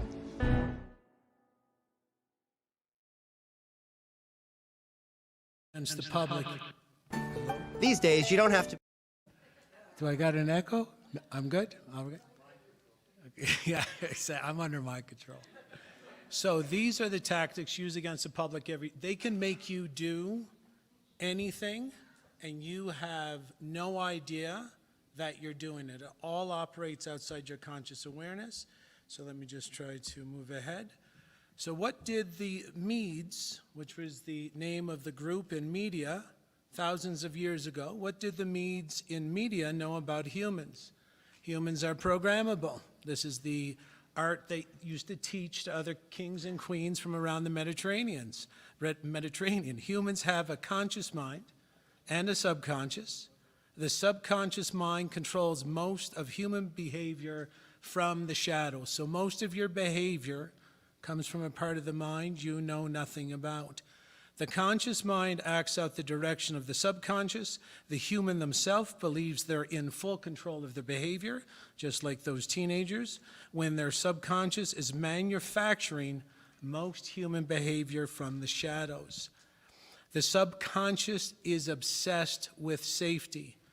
Belonging with the bigger group is safer. The most repetitive content of our environment will indicate what the bigger herd is saying, thinking, or doing. The people controlling you from the shadows, hacking your subconscious, controls the repetitive content of your environment. It's counted by your subconscious, and the subconscious will force you to adopt it as your own and act it out. Humans do like other humans who act, talk, and think like they do. The subconscious tabulates the most repetitive content in your environment and forces that content up into the conscious mind for you to act out and adopt as your own. You just saw a 6-minute clip that exhibited that clearly. This is all done outside your conscious awareness. He who controls the repetitive content, therefore controls all the humans. Justin Williams was the name of that magician on his show Magic for Humans on Netflix. He controlled the repetitive content in the teenager's environment. The subconscious is always logging the repetitive content of the environment. When the subconscious of the teenagers paired and matched the content of the front room with something similar in the back room, that content got labeled as safe or safer to mimic inside the subconscious. The most repetitive content of any environment represents the group's safety. Each teenager in that clip was drawn to the safety label of the repetitive content like a laser-guided missile. The score is the same. It's been for thousands of years. Mind control experts 1, the public 0. So it's very important you understand that the repetitive content will lead your behavior.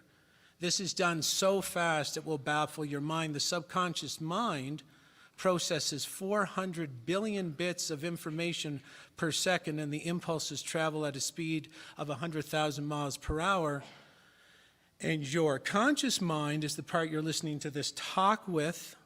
The impulses only travel at 100 and 150 miles per hour, and it's 11 million bits per second. So you can understand your subconscious, the speed by which it downloads your environment is looking for repetitive content. That's how obsessed it is with protecting you. The subconscious actually loves you, and the people who rule you take advantage of that love. So the invisible part of the mind, which controls our behavior outside of conscious awareness, represents 93 to 97% of all brain activity. This is the part of the mind targeted directly by the media experts, originally from media. What you know is your government can only exist because of this mind control, and they know it. The word government actually translates into mind control. The Greek god Medea is the god of witchcraft, magic, and fertility. Medea is also the niece to Circe, which is where we get our word church from, according to Jordan Maxwell. Circe used trickery to draw men into her home and then used magic to turn them into pigs before consuming them for dinner. But I'm sure that means absolutely nothing. So let's go on to show you that repetitive content can be described as group pressure. Just to let you know, the repetitive content of your environment is the group pressure. And we'll just take a quick 2-minute look at the next video. The Ash experiment is one of psychology's oldest and most popular pieces of research. A volunteer is told that he's taking part in a visual perception test. What he doesn't know is that the other participants are actors, and he's the only person taking part in the real test, which is actually about group conformity. Please begin. The experiment you will be taking part in today involves the perception of line length. Your task will be simply to look at the line here on the left and indicate which of the 3 lines on the right is equal to it in length. So, for example, if you The actors have been told to match the wrong lines. The volunteer will be monitored to see if he gives the correct answer or if he goes along with the opinion of the group and gives the wrong answer. In the first test, the correct answer is 2. 1. 1. 1.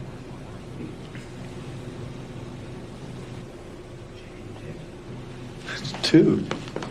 1. Once again, the correct answer is 2. 3. 3. 3.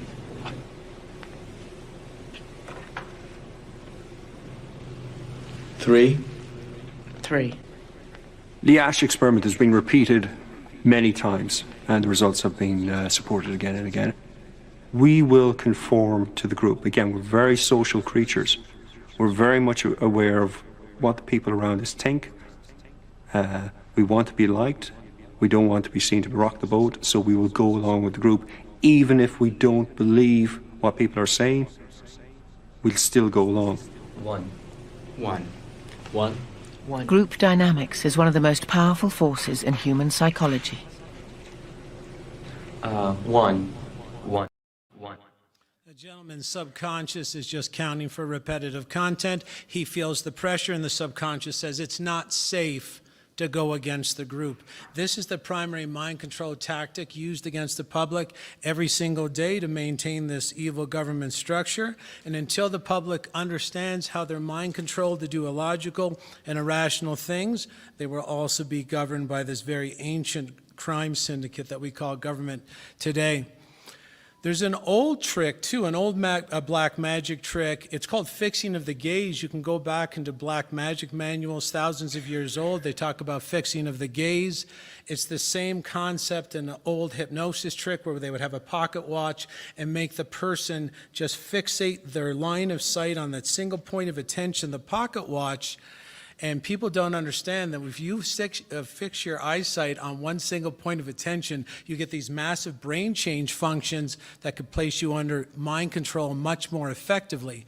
So fixing the gaze on one solution or object places the person into trance, alpha brainwave state, or what's called induction. Trance, alpha brainwave state, or induction is actually hypnosis, and that means direct access to the subconscious for command. When you're in trance or alpha brainwave state, you have direct relay communication with the subconscious. Tell it exactly what you want it to do. Does anybody understand where they're fixing their attention in their own home?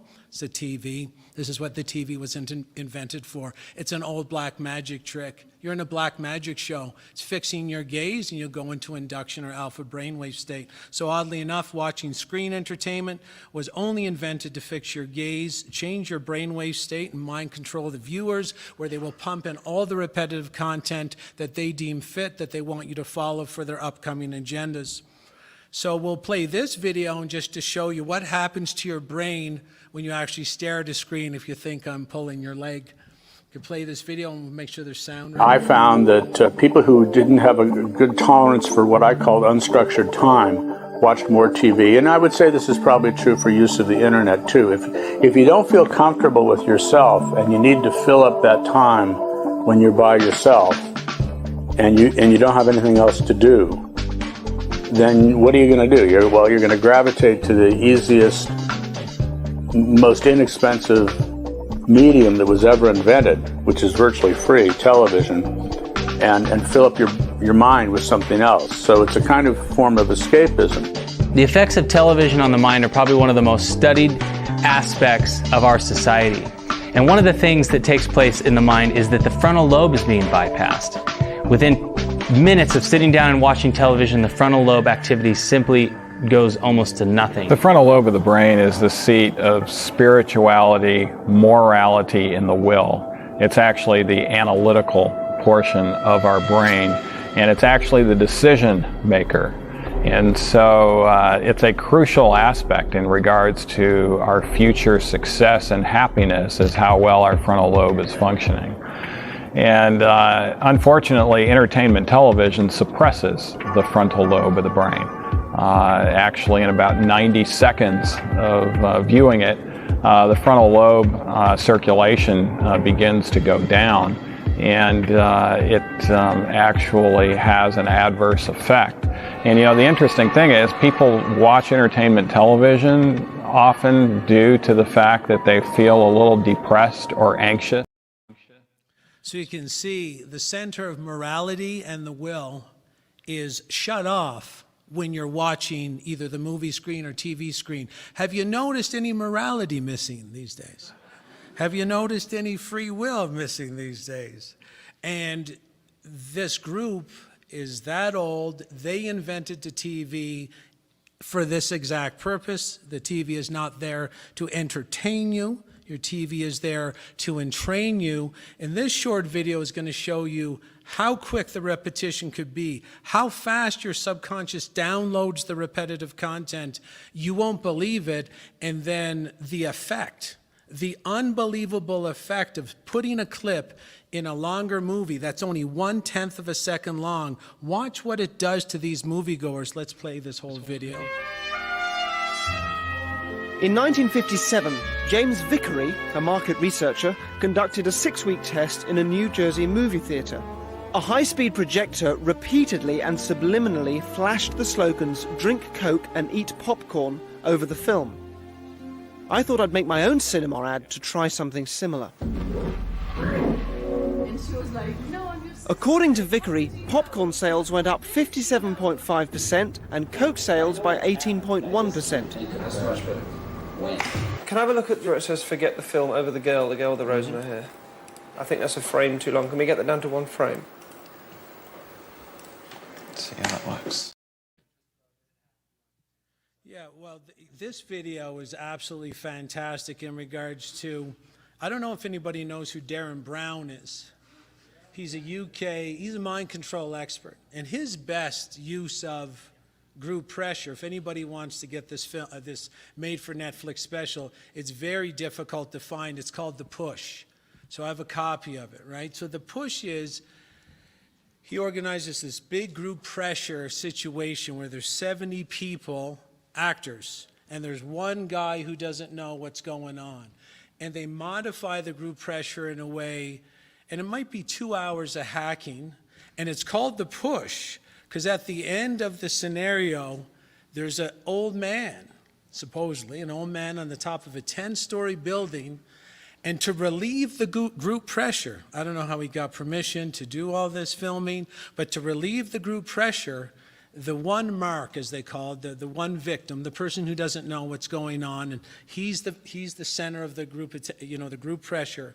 For that guy to relieve the group pressure, he has to murder the old man on the side of the building. And they ran the scenario 4 times, and it's live on video. They do push the guy off.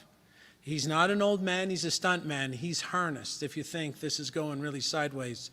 He is totally harnessed. Everybody's in on the con except the one person. And 3 out of the 4 killed the man live on video. So you can see, if they can make someone murder 3 out of 4 people, murder an old man live on video, where do you think the limit for this is?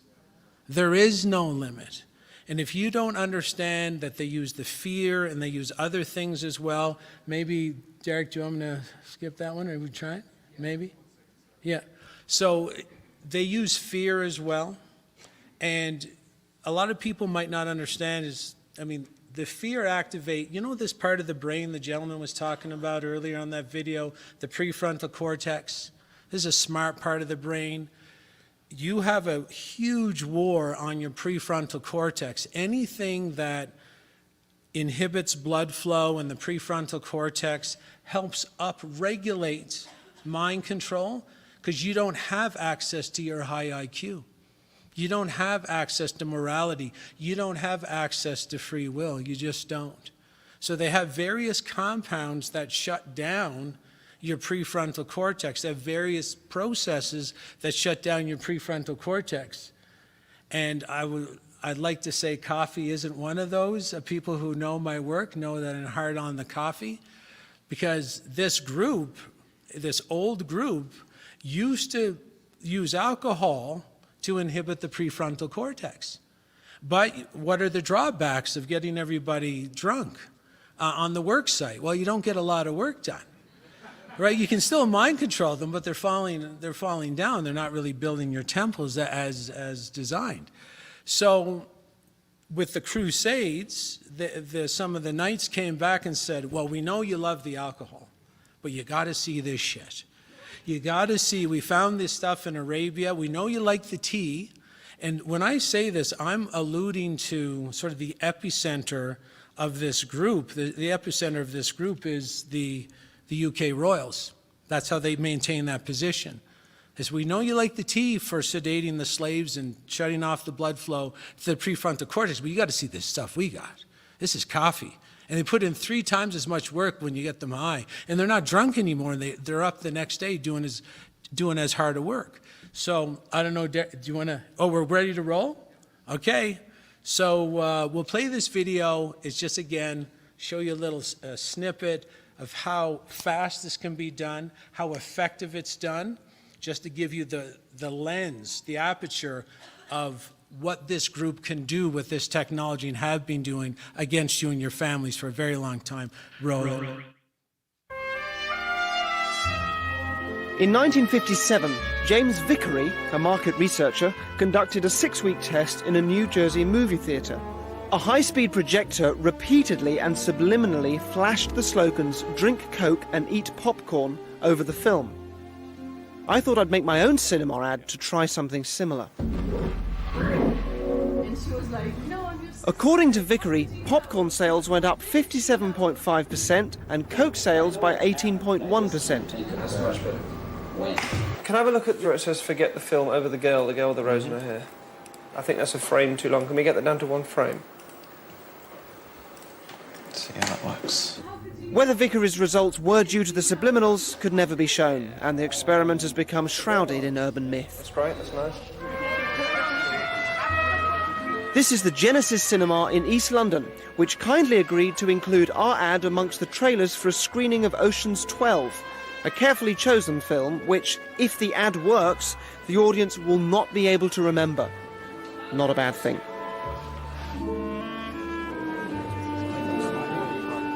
For legal reasons, patrons were told that some filming would happen, but our cameras were hidden in dark corners and people had no idea of the experiment. Obviously, I didn't expect the ad to make everyone forget the film, but I hoped a few would.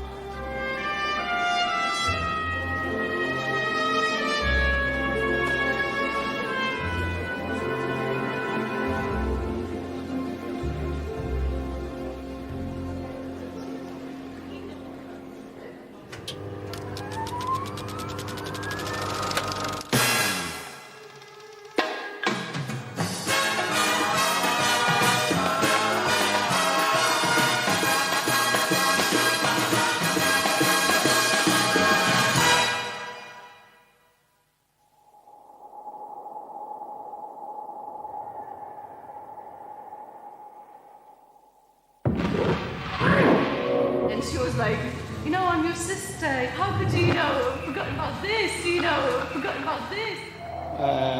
I'll forget about it, eh?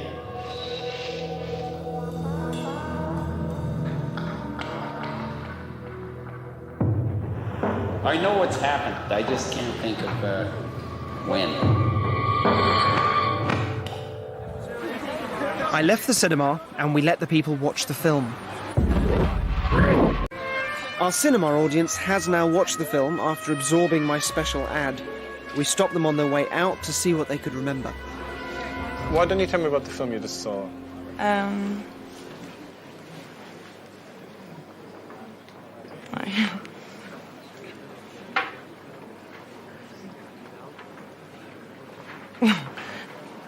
It's a bit weird. So how often do you go to the cinema? I don't go much, about once a month. Is there a particular genre you like or don't like? I like foreign movies. But this one you... Right, well, the thing is, I was just talking to my friend Wayne, and I don't remember anything about the movie at all, and I know my head's been fucked with. It's about a heist that goes wrong, and then it comes together because the guy's got a contact with his mother. If I try to picture the actual scene, I see like a sieve. It's going to sound even worse, like just a sieve. I remember the whole film. Yeah, whole thing. Yeah, wicked, awesome film. I can only remember like casually like going into the cinema and then like when we came out, my mind just went blank and I don't know why. I can't fucking remember anything, man. I don't know why, I don't understand what's going on. It's like a block, and it's really pissing me off. That was 1/10 of a second, 4 repetitions that said, forget the movie, forget the movie, forget the movie, forget the movie. And if you notice, the people who could not remember, they were drinking alcohol. Look at in the background as well.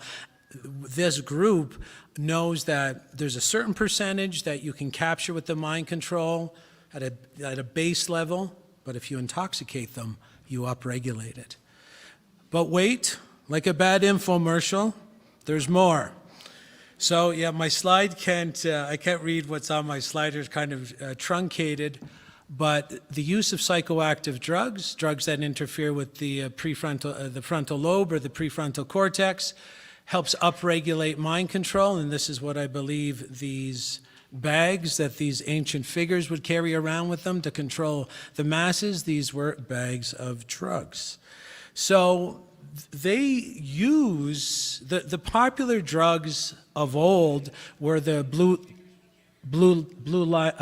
Nile lily, it would be alcohol, it would be other psychoactive drugs like magic mushrooms, but today it's alcohol still. Caffeine is a huge weapon against the prefrontal cortex, and it changes brainwave function into the alpha brainwave state and helps upregulate mind control. And if this is only a 35-second clip, I want to show you why they want you drinking caffeine.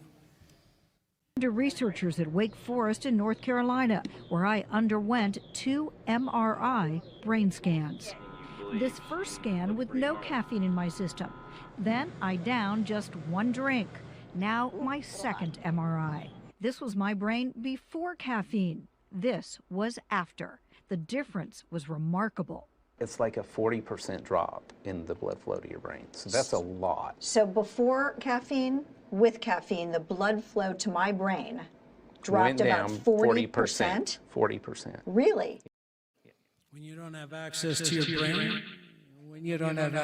your brain, you run on the programs in the subconscious mind, which is the group pressure, which they put into you. Here's some experiments on spiders spinning webs. NASA did it. We know NASA has nothing to do with space. They're just looking for better ways to mind control you. They would give the spider psychoactive drugs and then watch them spin their webs. Can you check out the caffeine web? Please look at the caffeine web. This is probably NASA trying to figure out how best mind control the public to believe their fake moon landing and the rest of their propaganda.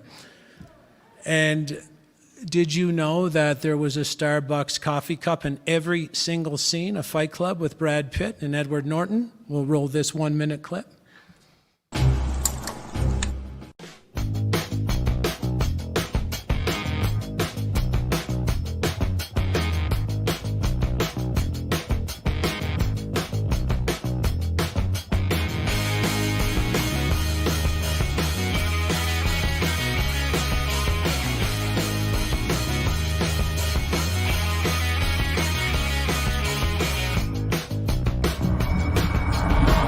deep space exploration ramps up, it'll be the corporations that name everything.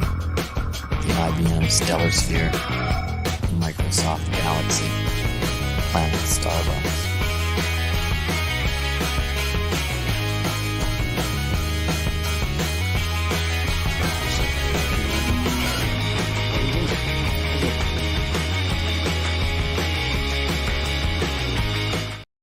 So do you remember seeing all those? Don't worry, your subconscious did. Don't worry about it. You saw it. That's why you drink Starbucks. And guess who owns Starbucks? Guess who originally bought Starbucks in 1987 on a bankruptcy sale with Howard Schultz? Bill Gates. That's right. Now you're connecting the dots. That's great. And this is a clip I use in a lot of my presentations. This is a clip from The Bourne Identity with Matt Damon. Do you see the coffee imprints? These are called imprints that your subconscious is picking up. They put them in there on purpose. Do you know what it would take to frame a scene like this to make sure there's coffee cups next to everybody? What about this one in Leave the World Behind with Julia Roberts? They have two coffee machines, a percolator, and espresso machine, and Julia Roberts has a Starbucks coffee cup right next to her. Friends at the Central Perk. I hope you're getting it. They're drowning your subconscious mind pathway with repetitive content that only your subconscious picks up. You will act it out and adopt it as your own so that they could put you under deeper forms of mind control. What about Seinfeld? They're always meeting at the restaurant. Everybody's got a look at how many coffee cups are on the back tables as well. What about Al Roker, the mind control fool that has some programming breakdowns at times? But we see this on the Today Show. We have 3 coffee cups. Why do you think there's coffee cups on every news show right on the table? Now you're starting to understand. This was a Cadillac commercial for the driverless system. I slowed it down. I highlighted what I saw on the billboard, sort of the construction board on the in the front, free coffee. So here's your conclusions and solutions. There's an ancient group using mass black magic mind control against the public. This has been going on for much longer than most people could comprehend. They have many modalities of mind control, but they must colonize your mind first before they colonize your body, your wallets, your relationships, your beliefs, your ideas, and your morality. This group has a very simple 1-2 punch. They insert negative, repetitive content into all media releases and government policy in order to cause disease, depression, dysfunction, disempowerment, and disorientation in the collective via the subconscious mind pathway that naturally mimics repetitive content. Much of the negative repetitive content, oddly enough, is configured to increase the use of certain psychoactive drugs, which in turn place the public into deeper forms of trance, alpha brainwave state, and also destroys their hippocampus, which means they're easier to mind control regardless of any other factor.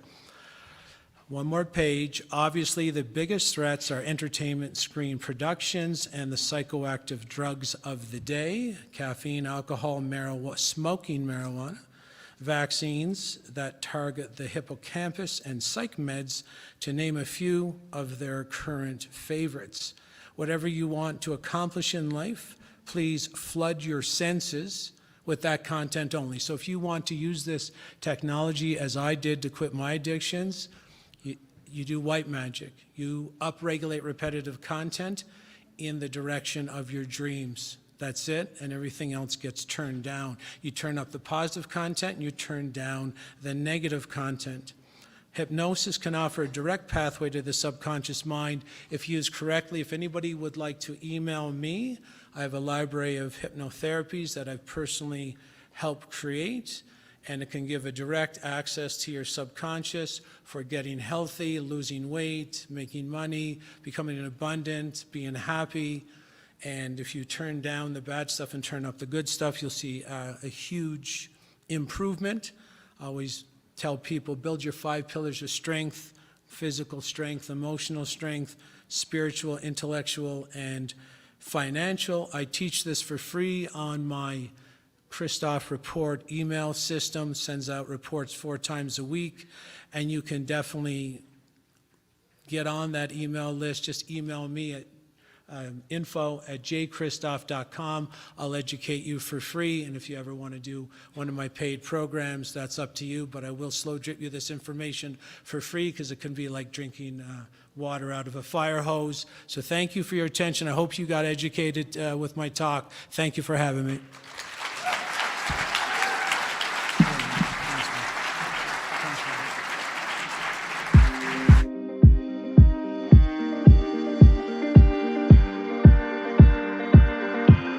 I'm going all the way up. I'm going all the way up. I'm letting go in my heart of everything that holds me down. No, no.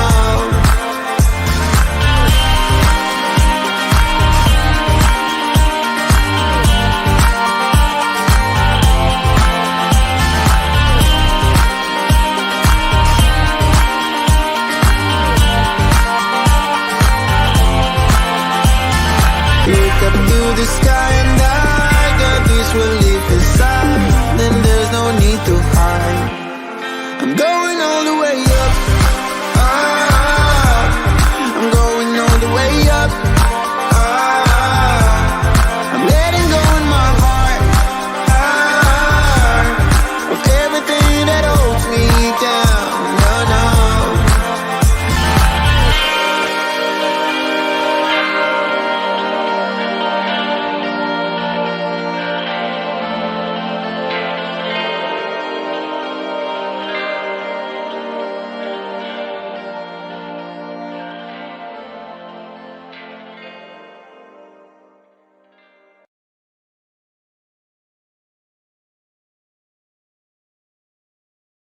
Call it an activation just because it's a cool word or it sounds fun.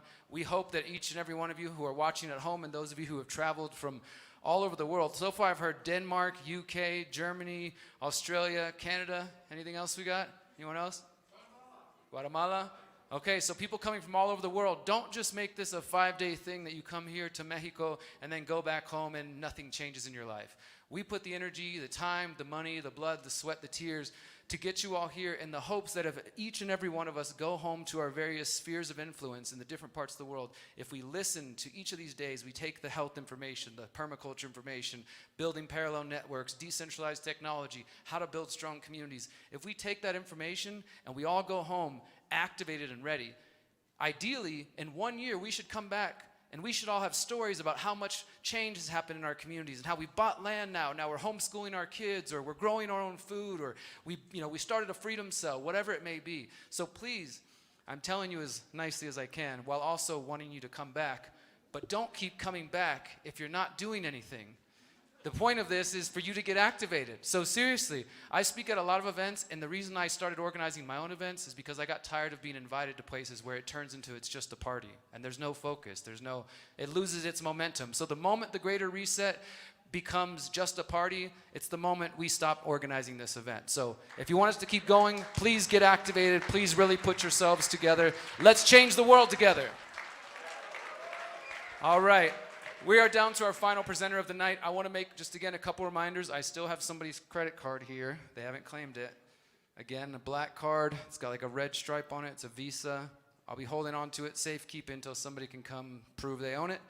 Also want to remind you, if you're on Telegram, check out the Greater Reset Telegram channels to keep up with various activities, to connect with each other.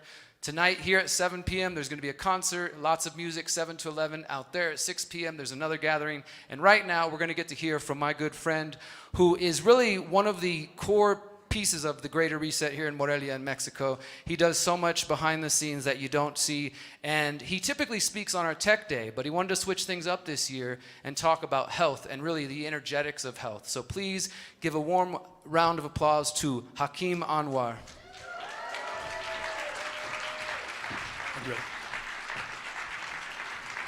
It's good to be back. How's everyone feeling today? Yeah. Oh man, what an amazing space we're in. I love all of your beautiful faces.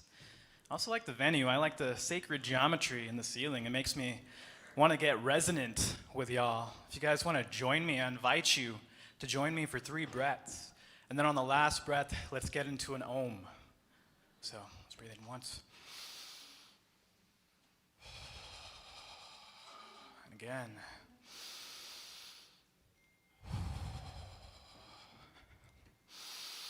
And then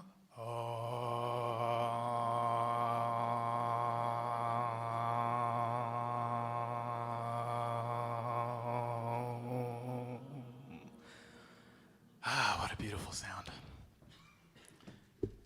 All right, my friends. So, what the hell am I doing on Health Day? I'm usually on Technology Day. Some of you might know my privacy technology company above. Let's get those slides on screen. And I've been doing this for the past several years, running technology infrastructure for activist movements. And I began to think, as I learned about more ideas and saw what was shared, what benefit is privacy if you don't have anything worth protecting? The privacy comes when you have something valuable to share. And that's exactly what I've been seeing today. And I'm honored to share the stage with so many amazing speakers who are really changing the paradigm of health. And it is going to be a massive shift. It's going to see us move away from this caste system where scientists and doctors tell us how to run our lives, and for us to move into an experiential state where we get to try things, we get to experiment, and we get to make decisions for ourselves, and we get to help our friends and family. So let's get into the intro. So I wanted to start with a quote by Nikola Tesla. "The gift of mental power comes from God, divine being, and if we concentrate our minds on that truth, we become in tune with this great power." He was, if you read about Tesla, he was one of the hardest workers of his time, like would literally not sleep and continue on with his experiments and was so solely dedicated to his craft. And I think that's the energy that we need to call out from within us, because there are a lot of solutions that need to get implemented. Next slide, please. So today, the presentation I have for you today is dual purpose. I'm going to be giving a little bit of an update on Above Phone and the technology ecosystem, and then I'm also going to be announcing a new project, Above Energetics, which is the perfect intersection of finding technology and its tools in our interaction with our life. How can we use technology to help ourselves? Next slide, please. So first, I'll talk about Above. So in 2023, we got another 1,000 customers onboarded to Above Phone, and that just feels so good to feel the adjacent circles of freedom, spirituality, health, agriculture, regeneration, all align with privacy and want that for themselves and want that freedom in their communications. We've also got 8 major partnerships. We were able to hire 5 new team members. And it feels really good to watch the parallel economy fold out in front of your eyes. Someone who's really close to me and a dear friend and who I wouldn't be doing all this stuff without his help, he actually left his full-time job and he's now working with us. And that just feels so good to know that something we did, not on a whim, but in the hopes that we could change the world, is now providing for us. And we don't have to go into work at a job that's maybe unfulfilling or maybe contributing towards agendas that are not in resonant with our inner purpose. So I'm really proud of that. In addition, we have a lot of new education that just came out. I don't know if you haven't checked out our webinars, but you can find them on learn.abovephone.com. We also released a new privacy laptop, a new SIM card, and we got attacked. Our infrastructure got attacked by what we think now is a state-level actor. But we responded really quickly, and we turned that weakness into strength. And after a stressful week, we have a lot more, we have plenty of mitigations in place, and we feel prepared for the future. So what a crazy year. And let's go into 2024. Thank you. So for 2024, we're going to give y'all a new laptop, an improved laptop. In fact, we already have one available. If you go to abovephone.com, you're going to see specials for all of our phones and also this privacy laptop, which has access to more software than you can find on any other machine. It's private, it's extremely customizable, and it's already set up for you out of the box, because that's specialization. You know, we'll do the hard work for you, so all you have to do is turn it on. So I'm really excited for that. We're also working on a new international VPN service. So this will be protecting your internet traffic no matter where you're at in the world. We used to only have one for the United States, but this new VPN service is actually a mesh network. So you can join in from any country, and eventually we can even carve out our own little private spot in the internet that you can't access unless you know about it. So that's really exciting. It's been my dream to have a tech company ever since I was 21 and in the senior year of college, and we're finally getting close to launching our very own web application, which will be a dashboard. It'll be a portal to all of these universal internet technologies that I call them. They're like these internet utilities that we've come to rely upon. And so it'll be one dashboard to take you to any of those software services, whether you're on your computer, whether you're on your phone, if you're on your above phone, or even if you're not on your above phone, because we're not trying to put you in a box. That's Google and Apple's job.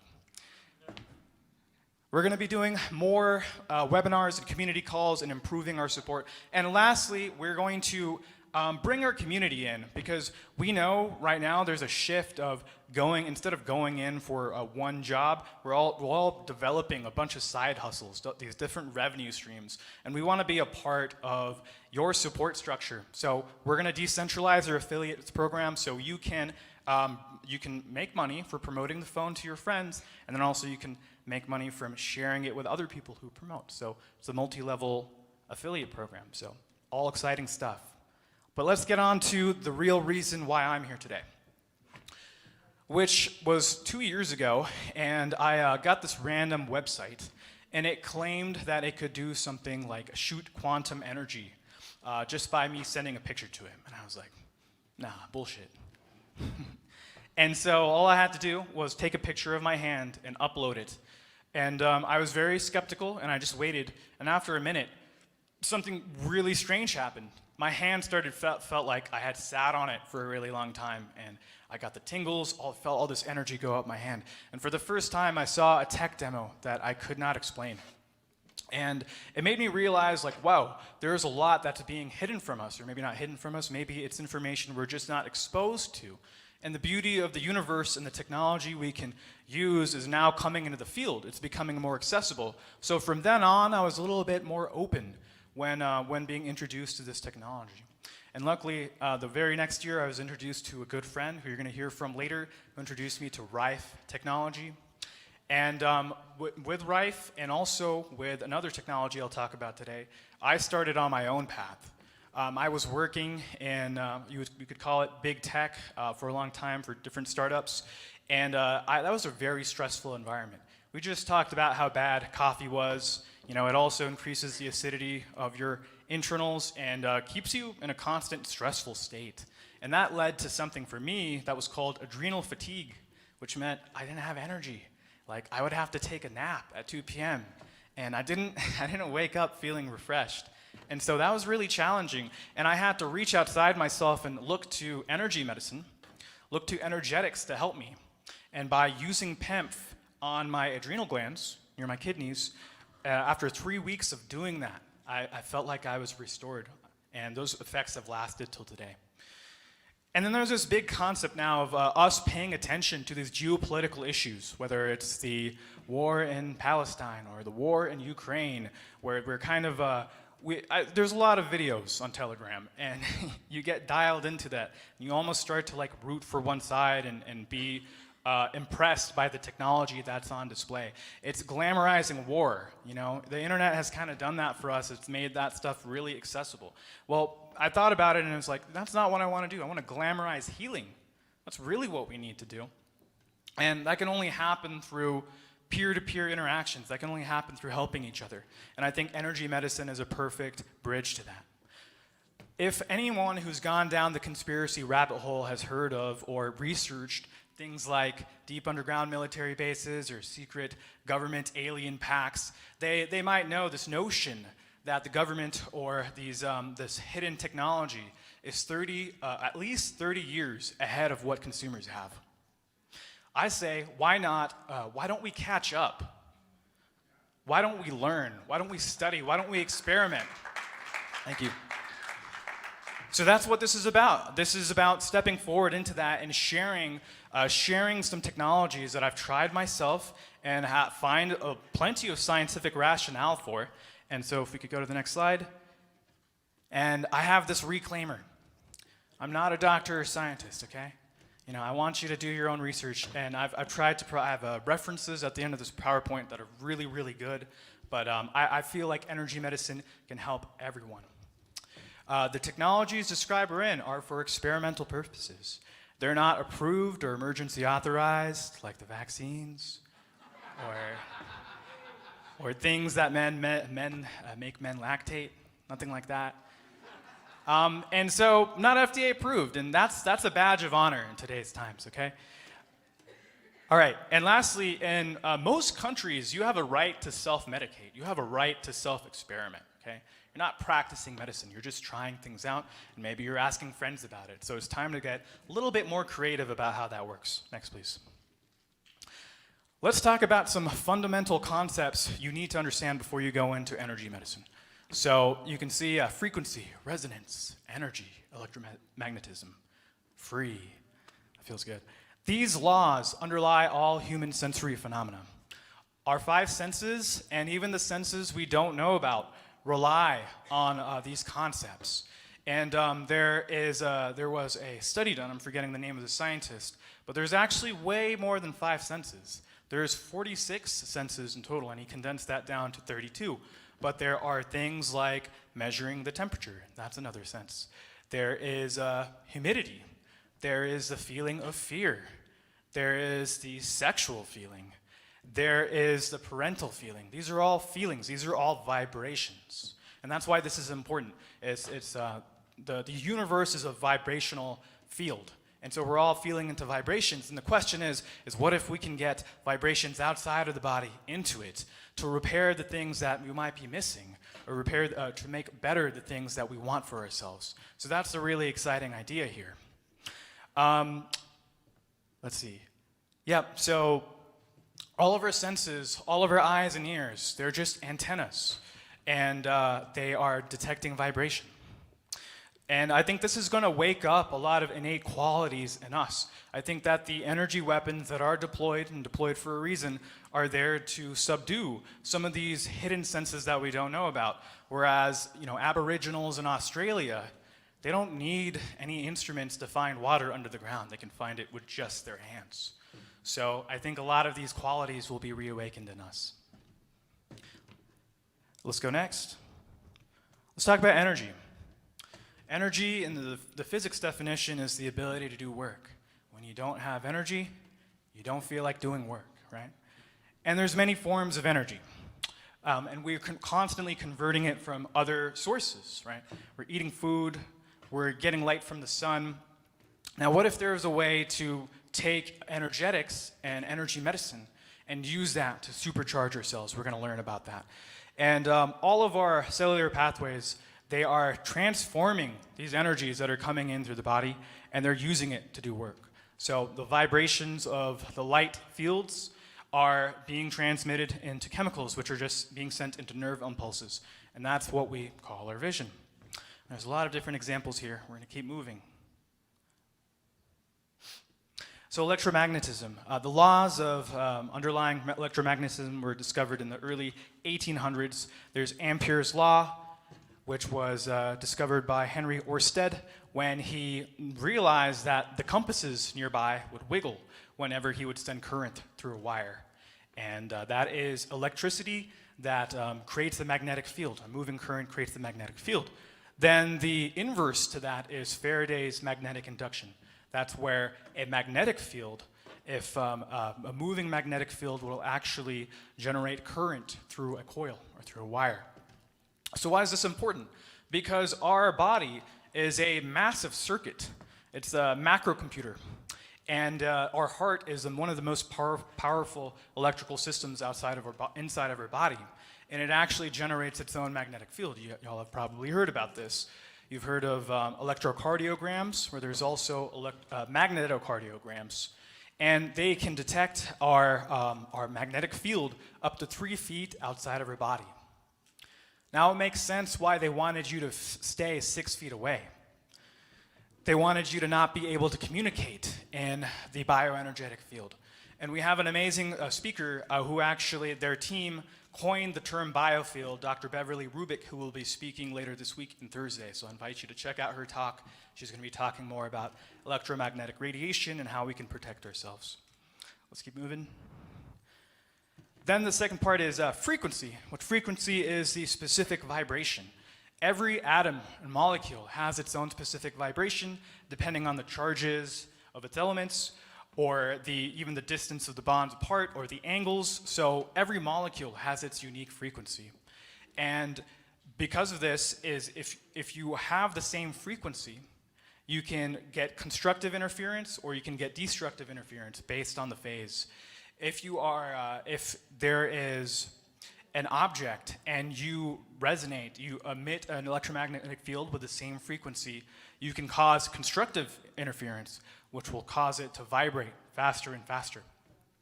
So frequency is found in all things. That's the thing. This energetics and electromedicine is the glue that brings together all these different modalities we've heard about today.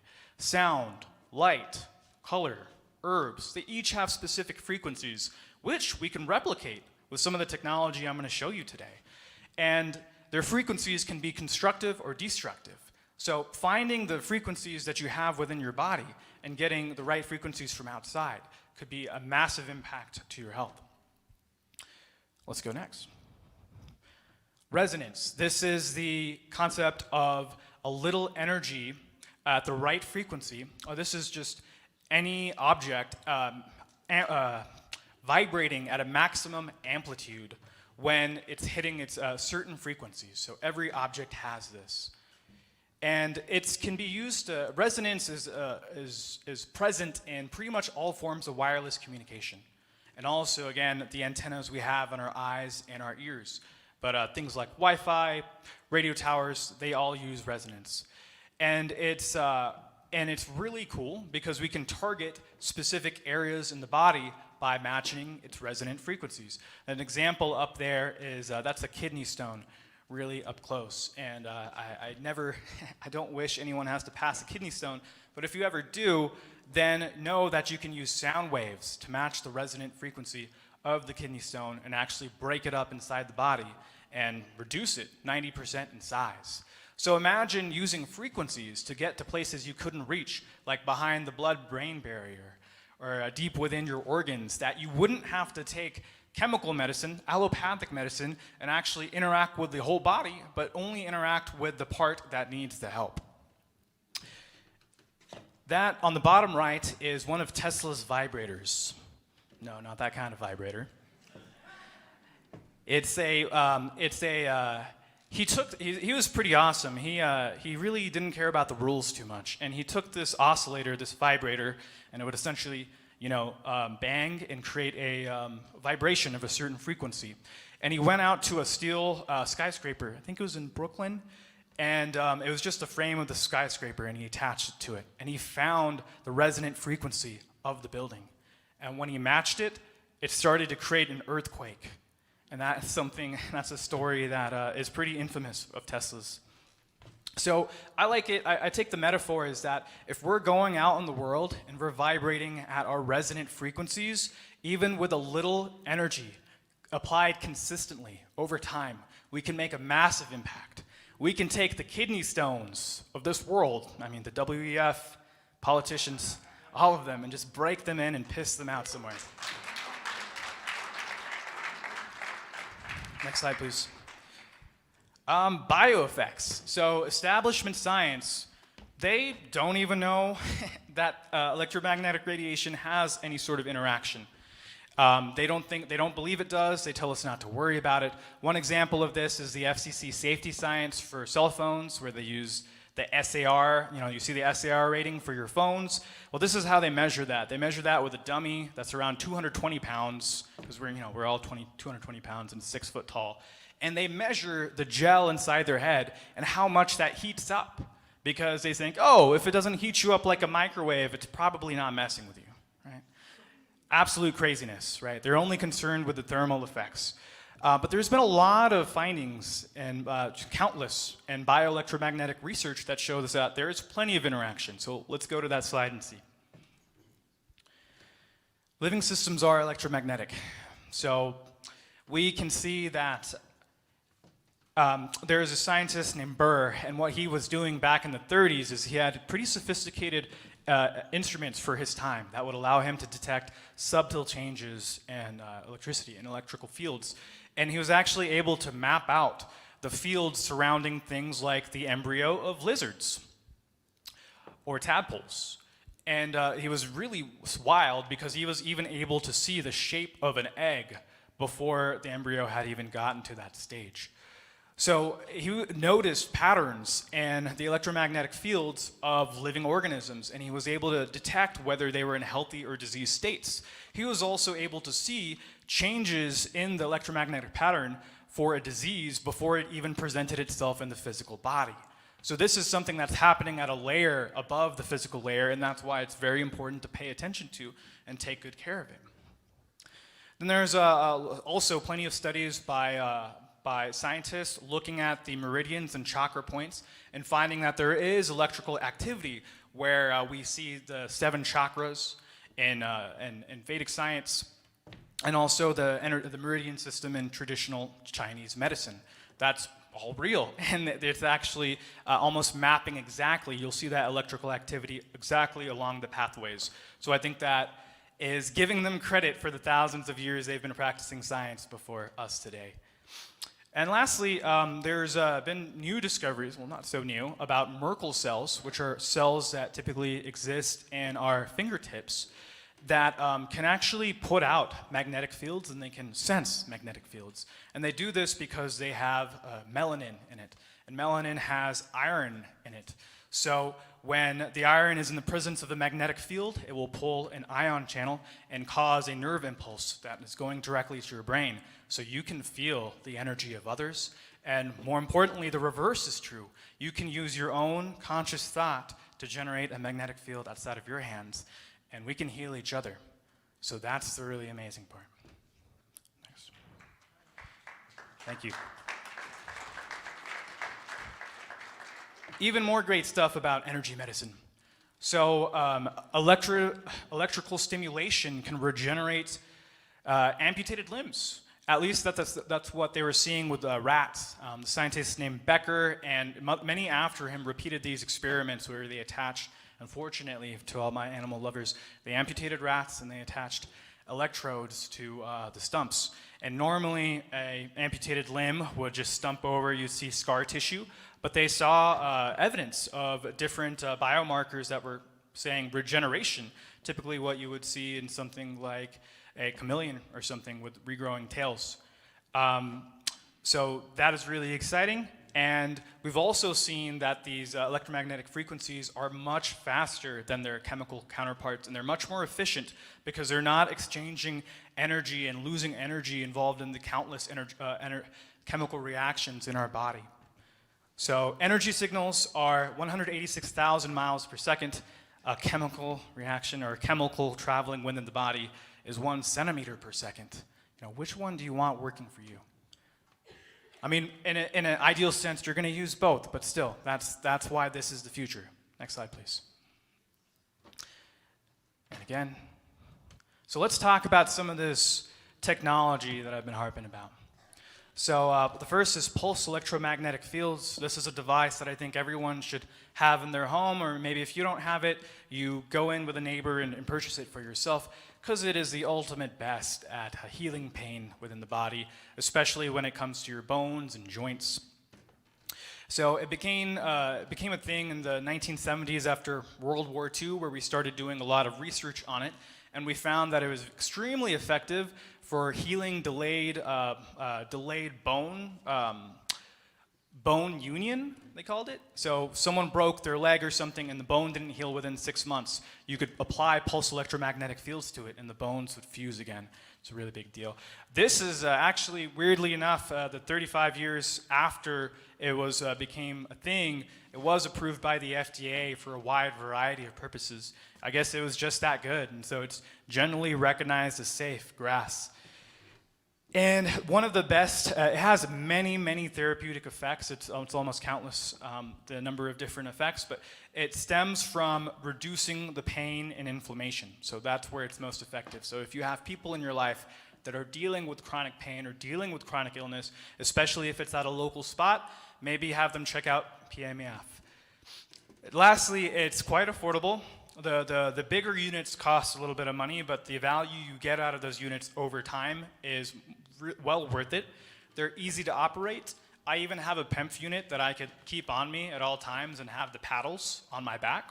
I didn't even explain what it is, but essentially it's an electric current running through a coil, so it's completely self-contained, and that's what generates the magnetic field.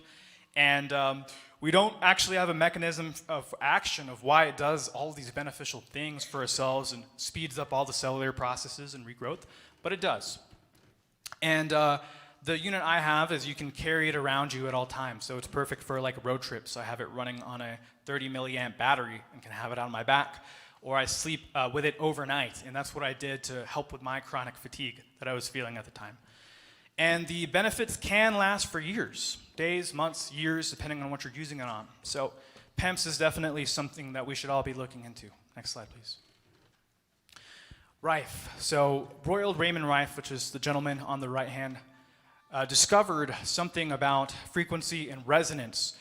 He was an amazing man on his own. He invented the world's fastest speedboat that had the record for 60 years. He also invented, I think, the best microscope the world has ever known, or is known of in public, which had 60,000 times magnification. Is still better than electron microscopes today. I think that's just my opinion, but the reason why it's better is because you don't actually have to kill the organism that you're studying to see on it. And you can see it moving in real time. And that's, so he called it the universal microscope, and he was able to see really detailed pictures of things. He discovered many different pathogens, like the cancer virus and tuberculosis. And more than that, he was able to transfer this cancer virus. Yeah, so for the people who don't believe in viruses, well, sorry, you're gonna have to deal with Rife, because he was successfully able to replicate them and move them into other rats over 400 times and then treat those rats. And how did he treat those rats? Well, he treated them by matching the mortal oscillatory rate of those of the pathogens. And so going back to the resonance earlier, when you're matching that frequency and you're getting the constructive interference, the pathogen starts to vibrate at such an alarming rate that it can't even hold on to itself, and it devitalizes and it breaks apart. So this is a way, his original machines used a radio frequency carrier wave, and he would send auditory frequencies of the pathogens into the body and into different samples, and he would absolutely get rid of them in all of his samples and his tests. And there's plenty of documentation on Rife. If you want to study him, he's a very fascinating person and inspiring. So the last thing that he discovered that I think is really important is pleomorphism, which is the ability for pathogens to actually change. They can, bacteria can shift into viruses. Different diseases can shift into each other, and sometimes they encapsulate each other, they're infected by each other. So that's something he was able to see because he had the universal microscope and was able to see them move in real time. Rife machines today, you're typically going to find I would say the more accessible Rife machines. You're gonna use electrodes, like TENS pads, which you apply to different parts of your body. And then you can actually treat yourself for specific frequencies for different pathogens and start treating them that way. So it's pretty amazing. And the amount of different programs you can find on Rife machines is very, very extensive. If there's a condition you've heard of, there's probably a program for it on the Rife. We're gonna be, actually after my talk at 5:15, we're gonna be doing a hands-on demonstration at a private venue we have around a 10-minute walk away, where we've got Rife machines, we have the PEMFs, and we have other tools too that I'll talk about. We're gonna get hands-on for this, so if anyone is curious, please come check it out. You're gonna get a free wristband, a free frequency imprinted wristband that can carry on these good frequencies to you. Next slide, please. Scalar. This one is the most mysterious of it, because originally scalar fields were theoretical. physicists needed to have scalar fields to account for variances in formulas and to solve formulas. And suddenly they started to notice that there must be a thing called a scalar field after doing experiments with morphogenetic fields and blocking sections of cells off entirely from each other so electromagnetic fields couldn't pass through. But somehow the cells knew that they were close to each other and they were kind of harmonized. So this indicated a presence of something else, and that is the scalar field. Like these are underlying electromagnetic fields. And they carry information and energy, and they can't be blocked by Faraday. And what's the most amazing part is they travel instantly, no matter where you are. They travel instantly, so they're faster than electromagnetic frequencies, they're faster than light. And I think this is part of the technology that was used to actually shoot energy into my hand, and it's also part of the reason why things like radionics works, which is radionics will use something like a witness, which is a piece of DNA, and you can actually treat that DNA remotely, being thousands of miles away, not having to be with that person. So think about how amazing that is, that we can get healing from wherever we are thanks to the help of energetic technologies. It's also very, very hard to detect. So science just hasn't made it to the point where they can detect this. You do need to use your own discretion. And yeah, if you want to get a feel for it, if you want to sit in a scalar field, again, meet us after the workshop. Next slide, please. So this is what I believe the future of healthcare is going to look like. And we've had some really great visions from people today. But I think it is transforming. Complementary and alternative care is already a $4 billion industry, at least it was almost a decade ago, and that's just growing. We don't even have to try hard. They're just doing our job for us because they're fucking up so much, you know? And so the future is going to be this holistic health approach, right? It's not this magic bullet, it's not this one size fits all, it's not just energy medicine that is going to get you there, although it may be a part. It's all of these different practices combined together. The breath work, the meditation, the herbalism, the homeopathy, all of these together is what holistic health is. And removing the caste system like I was talking about at the beginning of the talk, moving into equality care where you have just as much of a role in your own health as anyone else does. So that's going to be experimenting on yourself. That's going to be taking your own measurements. That's going to be playing around with technologies. You're going to be in the driver's seat, and that's a really exciting feeling to have. And to be able to talk about it openly with others, not having to worry about that HIPAA bullshit. You know, it's just friends chatting about their life and health. So we're going to learn a lot through this community discourse. There's going to be a lot of experimentation. There's going to be a lot of sharing. And I think we're going to have to be a little bit creative about how we do it. Some of these technologies are pretty expensive. So, you know, there might be things like collective resources, putting money together to buy units for maybe your community or your neighborhood, and getting in touch with a local health center to actually house them there so you guys could use it regularly. Lending equipment to others. Collective trainings. And also the individual nature of it where it's just going peer-to-peer for people for help and getting instructions on how to use this technology. That's really going to be the next frontier. And I really like this quote by Bruce Lipton. We are in the midst of a very slow shift in medicine, propelled by consumers who are seeking out complementary medicine. Medical establishment will be dragged out, kicking and screaming into the quantum revolution. That's the future. Let's have this. If you're excited about this, if you want to join, if you want to learn, we are going to be releasing courses. We're going to be releasing information on the technologies that we like. We're going to be hosting qualified practitioners in bioenergetics on our new project, Above Energetics, and it's going to be really amazing. And Don, you want to come up? My partner, Indan, is going to come up and share a few things and also pitch the workshop we have going on, again, directly right after this talk. Let's see, I'm 50 minutes early. Right on time. Thank you, brother. What an amazing presentation. Can we get a round of applause for Hakeem? Yeah. Amazing. We actually, we met while I was doing a little private Rife workshop, and we've been kicking it ever since, and we've been healing up. It's been really wonderful.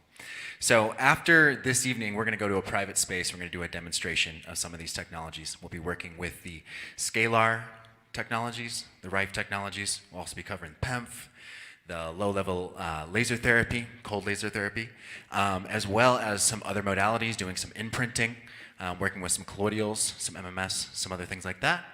So please come and join us and get your hands dirty, and we'll actually see these things up close and personal. For me personally, I'll tell you a little bit about my journey with medicine. When I was 17, my spleen ruptured, and I died, and an emergency surgery was brought back to life. And I had to learn about medicine at a pretty early age.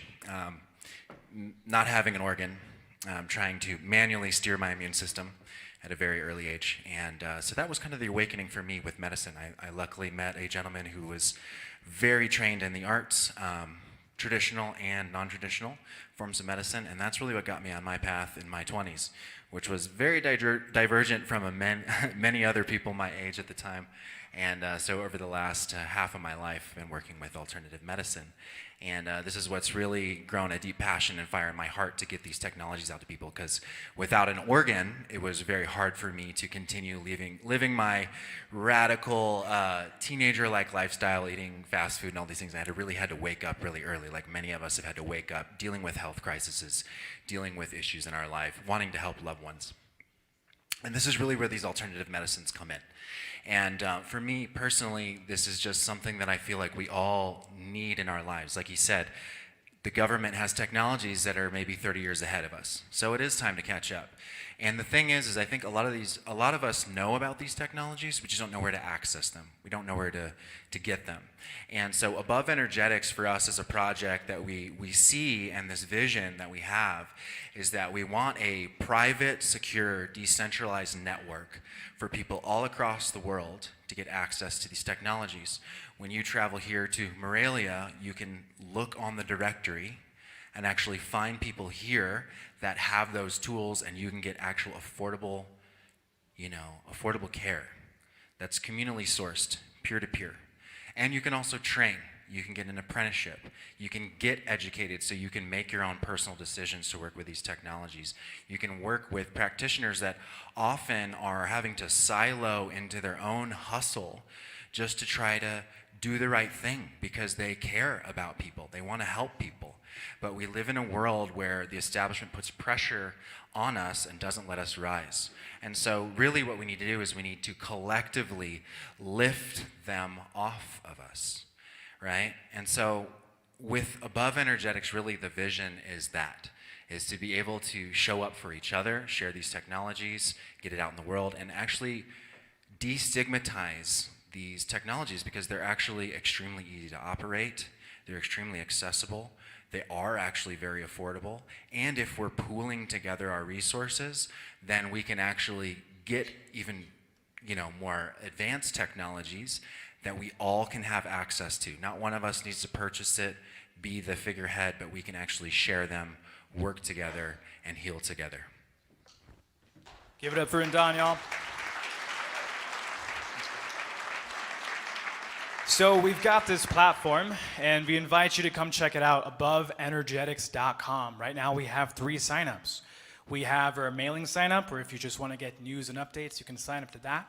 If you want to be a full-on member and start getting access to products and services as we roll them out in the next few months, please sign up for that. And lastly, if you're a local healing practitioner or energy medicine specialist and you want to join our directory, join that. All of this is free.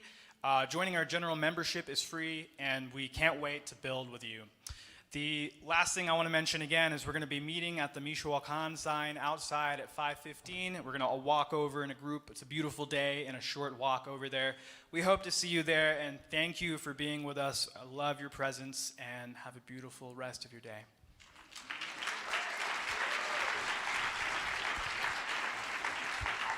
All right, yeah, make some noise, guys. Hey, day 1's down. How y'all feeling? How y'all feeling at home? We're so excited to have you guys. We're going to be checking in just a little bit, and we'll let you know tomorrow. I know last year we had 27 countries tuned in, 15 countries represented. We're hoping that we top that this year. And it's not just about the numbers. As I mentioned earlier, our hope is that you take this information, the knowledge you just heard, connect with these gentlemen, connect with each other. Let's build a better world together. Guys, we'll see you tomorrow and tonight at 7 p.m. Have a good night. Thank you.